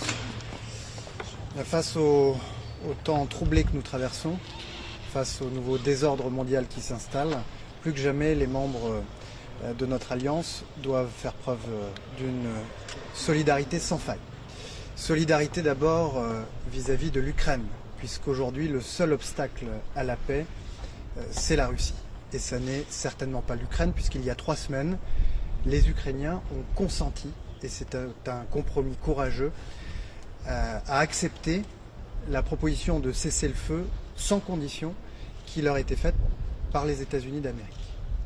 Et depuis 3 semaines, nous avons vu Vladimir Poutine multiplier les manœuvres dilatoires, poursuivre ses frappes sur les infrastructures énergétiques et poursuivre ses crimes de guerre. Il appartient désormais à la Russie de dire si oui ou non elle souhaite un cessez-le-feu. J'irai même un peu plus loin. La Russie doit aux États-Unis d'Amérique, qui se sont engagés pour parvenir à un cessez-le-feu, une réponse. C'est stop ou encore. Solidarité face à la menace que représente aujourd'hui la Russie, et qui est une menace pour l'ensemble des membres de notre alliance, au nord comme au sud, et à l'est comme à l'ouest. D'abord parce que la Russie consacre aujourd'hui 10% de sa richesse nationale à son effort de guerre, 40% de son budget national à ses dépenses militaires, et que Vladimir Poutine a annoncé cette semaine une nouvelle conscription de 160 000 soldats, la plus importante depuis 14 ans. Et puis ensuite parce que Vladimir Poutine a choisi délibérément d'installer la menace dans le champ nucléaire, avec une révision de la doctrine, avec un partenariat renforcé avec les puissances proliférantes comme l'Iran ou la Corée du Nord, et puis avec l'utilisation inédite de cette menace comme un moyen d'intimidation au service de sa guerre d'agression russe en Ukraine. Dans ce contexte, les efforts menés par la France et le Royaume-Uni doivent permettre un sursaut dans le soutien à l'Ukraine, et nous avons annoncé par la voix du président de la République jeudi dernier à Paris, aux côtés du président Zelensky, un nouvel effort de 2 milliards d'euros de soutien à la résistance ukrainienne.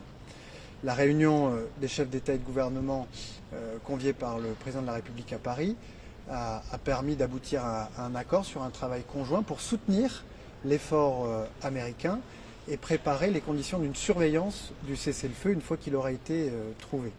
Et puis au-delà, les membres de cette coalition de puissances volontaires et capables ont souhaité, pour certaines d'entre elles, préparer les conditions d'une force de réassurance qui, le moment venu, pourra permettre à ce qu'un accord de paix qui sera conclu entre l'Ukraine et la Russie puisse être véritablement durable, et ce sera d'ailleurs l'objet du déplacement cette fin de semaine des chefs des armées français et britanniques en Ukraine. L'objectif, c'est bien de parvenir à la fin de cette guerre d'agression et à créer les conditions pour que la souveraineté et l'intégrité territoriale de l'Ukraine soient durablement respectées. J'ajoute d'ailleurs que le respect de l'intégrité territoriale et de la souveraineté vaut pour l'Ukraine comme pour l'ensemble des pays de notre alliance et de leurs territoires ultramarins. Les frontières de l'Europe ne sont pas négociables. L'intégrité territoriale et la souveraineté des pays de l'Alliance ne le sont pas davantage. Solidarité, je le disais, sur le développement du pilier européen de l'OTAN. Le moment est venu de le développer. Nous y sommes prêts. Nous y sommes d'ailleurs invités par nos partenaires américains. Nous y sommes prêts. Nous sommes prêts en réalité à un double relèvement. Le relèvement de la part de nos dépenses militaires dans notre richesse nationale et le relèvement de la part européenne dans les dépenses militaires européennes. Premier relèvement, je le disais, la part de nos dépenses militaires dans notre richesse nationale. Au niveau national, nous sommes parvenus, grâce à 2 lois de programmation militaire voulues par le président de la République, à atteindre le seuil des 2% de la richesse nationale consacrée à notre effort militaire, et le président de la République a fixé un objectif de 3 à 3,5%, et nous nous préparons à le faire. 3 à 3,5%, c'est à peu près le niveau des dépenses militaires américaines. Le deuxième relèvement, celui de la part européenne des dépenses militaires européennes, c'est aussi l'un des objectifs que nous nous sommes fixés au niveau européen, avec le livre blanc sur la défense, avec les décisions récentes du Conseil européen. Nous sommes aujourd'hui à peu près à 50% de part européenne des dépenses militaires. Nos partenaires américains sont à peu près à 100% de part américaine des dépenses militaires américaines. Nous avons donc des marges de progrès considérables pour développer cette part européenne dans nos dépenses militaires. Solidarité, je le disais, sans faille, qui est requise aujourd'hui de la part de tous les membres de l'Alliance. Solidarité qui est néanmoins éprouvée par les décisions qui ont été prises et annoncées hier par le président Trump, avec l'application des droits de douane réciproques qui auront des conséquences négatives sur l'économie américaine comme sur les économies de l'ensemble des membres de l'Alliance. C'est le cas d'ailleurs de l'économie européenne, et le président de la République recevra aujourd'hui à 16 h les représentants des filières concernées pour évaluer les conséquences de ces décisions. L'Union européenne répondra, elle le fera dans un premier temps dès la semaine prochaine, en réplique aux droits de douane qui ont déjà été appliqués il y a quelques semaines par les États-Unis sur l'acier et l'aluminium. Et puis elle engagera, elle l'a déjà dit, des consultations pour prendre le cas échéant de nouvelles mesures à la suite des droits de douane réciproques qui ont été appliqués hier soir. Comme l'a rappelé la présidente de la Commission européenne, l'Europe dispose de tous les moyens pour protéger les Européens, leurs intérêts et leur prospérité. Nous avons développé ces dernières années des instruments puissants de défense commerciale pour le faire. Mais notre réponse ne sera à la hauteur que si elle est unitaire, si les Européens font preuve d'unité. C'est ainsi qu'ils pourront entrer en position de force dans les négociations lorsqu'elles s'ouvriront au bénéfice de la prospérité européenne. Merci à toutes et tous. Est-ce que la France serait prête à laisser tomber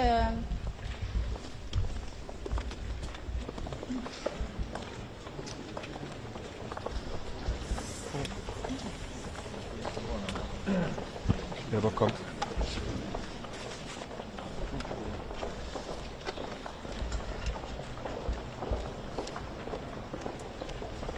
Good morning.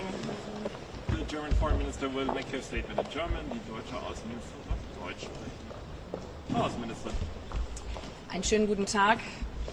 Die NATO ist ein kraftvolles Orchester und kein Soloakt.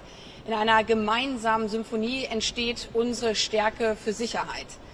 Einer für alle und alle für einen. Das hat diese Verteidigungsallianz über 75 Jahre stark gemacht und dazu geführt, dass wir die stärkste Verteidigungsallianz für unsere eigene Sicherheit und für unseren Frieden sind. Und das gilt erst recht in diesen Zeiten. Daher bereiten wir hier den Haager Gipfel der NATO-Staaten intensiv vor. Dabei sind 4 Punkte besonders wichtig. Erstens, Europa übernimmt mehr Verantwortung für unsere eigene Sicherheit und für die Sicherheit des transatlantischen Bündnisses. Wir nehmen dafür weitere finanzielle Mittel in die Hand. Viele Staaten werden so 3% ihres BIPs mindestens erreichen, gerade auch Deutschland.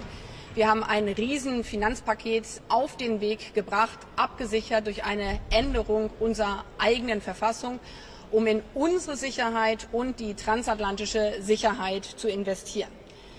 Das macht deutlich, we Europeans are bold and we will be bold also in the future. Ich habe gerade in der Ukraine und in Moldau, wovon ich gerade zurückgekommen bin, noch einmal mehr als deutlich zu spüren bekommen. Russland bedroht jeden Tag und jede Nacht den Frieden und die Sicherheit diesseits und jenseits des Atlantiks. Deswegen werden wir als NATO-Partner insgesamt den europäischen Sicherheitspfeiler weiter ausbauen. 800 Milliarden Euro über 4 Jahre stärken unsere eigene Sicherheit. Denn klar ist, die Bedrohung geht von Putins Russland aus, und zwar eine Bedrohung für uns alle. Zuallererst heißt das natürlich, die Ukraine weiter massiv zu unterstützen. Auch deswegen war ich selber als deutsche Außenministerin in der Ukraine, um zu unterstreichen, dass die bisherige Bundesregierung und ebenso die neue Bundesregierung ohne Wenn und Aber an der Seite der Ukraine steht, weil die Ukraine unseren Frieden in Freiheit für Europa sichert.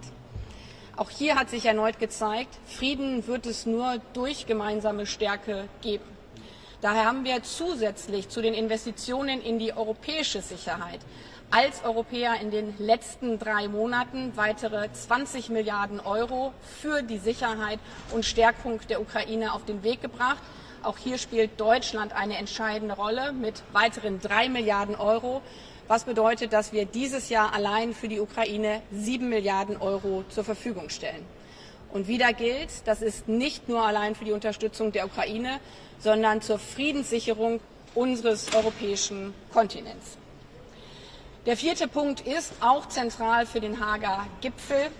Sicherheit in Europa, Sicherheit des transatlantischen Bündnisses bedeutet vor allen Dingen auch, starke Partner zu haben, nicht nur mit Blick auf den Atlantik, über den Atlantik in beide Richtungen, sondern gerade auch mit Blick auf den Indopazifik. Daher gilt, die Bündnisstärke weiter auszubauen, indem wir gemeinsame Antworten für die regelbasierte internationale Ordnung finden, gerade mit unseren Partnern des Indo-Pazifiks, weil auch hier wir gemeinsam erleben, dass unser Einstehen für die gemeinsamen Regeln uns gemeinsam stärker macht und schützt vor Aggressionen von Russlands, aber auch dem aggressiven Agieren Chinas, wie wir es gerade erneut auch im Indo-Pazifik durch Übungen erlebt haben. In diesem Sinne sind das 2 wichtige Tage hier der Außenministerinnen und Außenminister. Die NATO ist stark, wenn wir gemeinsam von einem Blatt singen. Die NATO war immer stark, weil wir verstanden haben, dass die Sicherheit des einen auch die Sicherheit des anderen ist. Und in dem Sinne werden wir als NATO-Partner weiter die nächsten Monate und Jahre gestalten. Die USA erweisen sich immer weiter als unzuverlässiger Partner, jetzt gestern neu mit den Zöllen. Reagiert die EU hier geschlossen genug und auch stark genug mit dem Abwarten? Natürlich hat diese Frage heute Morgen jetzt ein bisschen auch den Auftakt hier mit überlagert, weil wirtschaftliche Sicherheit ein Teil von unserer aller Sicherheit insgesamt ist. Das sehen wir ja auch an der hybriden Kriegsführung von Putin, dass wir Fragen der wirtschaftlichen Sicherheit nicht trennen können mit Blick auf unsere eigene Sicherheit. Daher ist für uns als Europäer klar, dieser Tag ist kein Tag der Liberation, erst recht nicht für die Amerikanerinnen und Amerikaner, sondern für Amerika, für die Verbraucherinnen und Verbraucher bedeuten diese Zölle vor allen Dingen ein Tag der Inflation. Für Europa ist es aber ein Tag der Unity. Wir haben in den letzten Jahren gezeigt, dass unsere Stärke in unserer Geschlossenheit liegt. Wir haben uns daher auch im Rahmen unserer europäischen Sicherheitsstrategien, auch der deutschen Sicherheitsstrategie, genau mit der Frage wirtschaftliche Resilienz auseinandergesetzt. Eigentlich in Form der China-Strategie eine Toolbox entwickelt, wie wir auf Zwangsmaßnahmen anderer reagieren können, wenn Maßnahmen ergriffen werden, die sich gegen unsere eigenen europäischen wirtschaftlichen Interessen, gegen unsere Arbeitsplätze richten. Dabei haben wir immer deutlich gemacht, dass wir keine weiteren Handelskonflikte wollen. Es dient der Wirtschaft und damit auch den Menschen, den Verbrauchern, den Unternehmen, eigentlich aller, wenn wir faire und freie Handelsbeziehungen haben. Daher haben wir auch gegenüber den Amerikanern in den letzten Wochen deutlich gemacht, wir sind für Gespräche immer offen. Wir wollen keinen Handelskrieg. Es ist aber richtig, dass die Kommissionspräsidentin heute genauso deutlich gesagt hat, wir Europäer schützen unseren europäischen europäischen Binnenmarkt. Der europäische Binnenmarkt ist unsere Stärke, erst recht mit unserer Toolbox, die wir jetzt entwickelt haben, zu Gegenmaßnahmen, wenn andere unseren gemeinsamen Binnenmarkt gefährden wollen. Wir sind 450 Millionen Menschen im europäischen Binnenmarkt mit einer Wirtschaft, die volle Kraft hat. Und das bedeutet, wenn nötig, werden wir diese Instrumente nutzen. Und auch hier zeigt sich, wie wichtig die Arbeit der letzten Jahre war, des Bündnisausbaus. Weil wir als Europäer gerade auch unsere Freihandelsbeziehungen zu so vielen anderen Partnern auf der Welt, gerade auch wieder im indopazifischen Raum, aber auch Neuseeland, Australien weiter ausgebaut haben. Und die allermeisten Staaten auf dieser Welt sind nicht nur interessiert an fairen Sicherheitsregeln, sondern eben auch an fairen und freien Handelsbeziehungen. Und in diesem Sinne ist Europa, obwohl das heute für die Weltwirtschaft ein absolut schlechter Tag ist, ist Europa stark aufgestellt, um sich selber zu schützen. Frau Außenministerin, Russland steht als eines der wenigen Länder nicht auf der Zölleliste von Trump. Wie können Sie sich das erklären? Und eine kurze zweite Frage, wenn Sie erlauben. Netanyahu soll nicht festgenommen werden in Ungarn. Vielmehr will Ungarn aus dem Internationalen Strafgerichtshof austreten. Wie weit schwächt das den Strafgerichtshof, das Vorgehen von Ungarn? Das ist ein schlechter Tag für das Völkerstrafrecht. Liste. Sie ist sehr interessant zu lesen. Da erfährt man auch von Inseln, die McDonalds-Inseln, wo auch Zölle verhangen werden. Andere Staaten stehen nicht drauf. Wir konzentrieren auf uns. Wir machen deutlich, wir schützen europäische Interessen von Verbraucherinnen und Verbrauchern, von der Wirtschaft. Wir wollen keinen Handelskrieg, sondern wir wollen eine faire und freie Weltwirtschaft. Und offensichtlich gibt es viele, viele andere Länder, die das genauso sehen wie wir. Vielen herzlichen Dank. Frau Ministerin, noch eine Frage.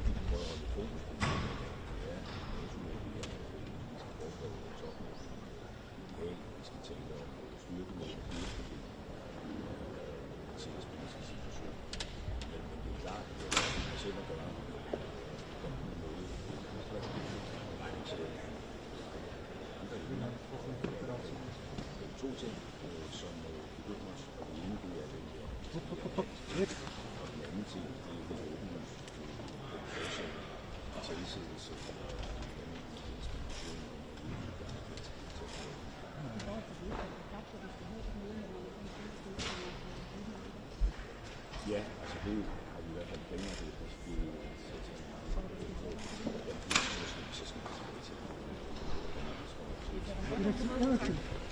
Minister Rasmussen, very quickly for international media, just on Greenland.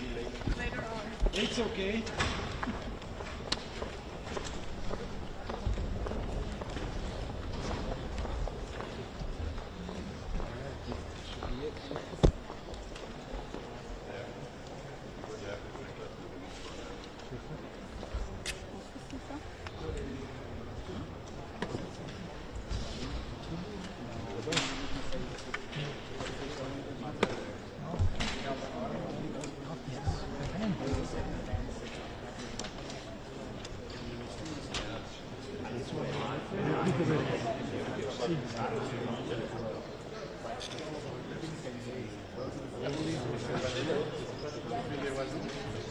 Yes.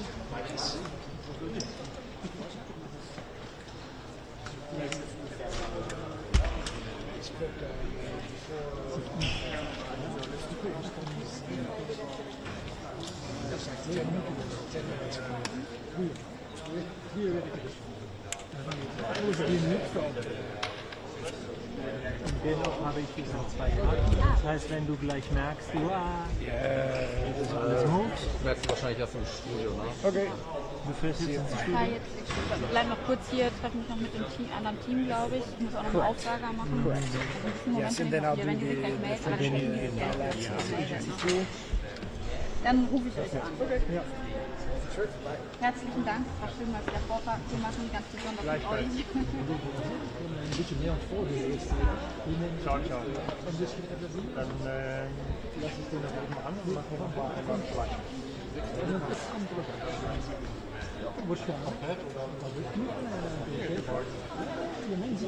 Den Rucksack da lassen, wenn ich die Platte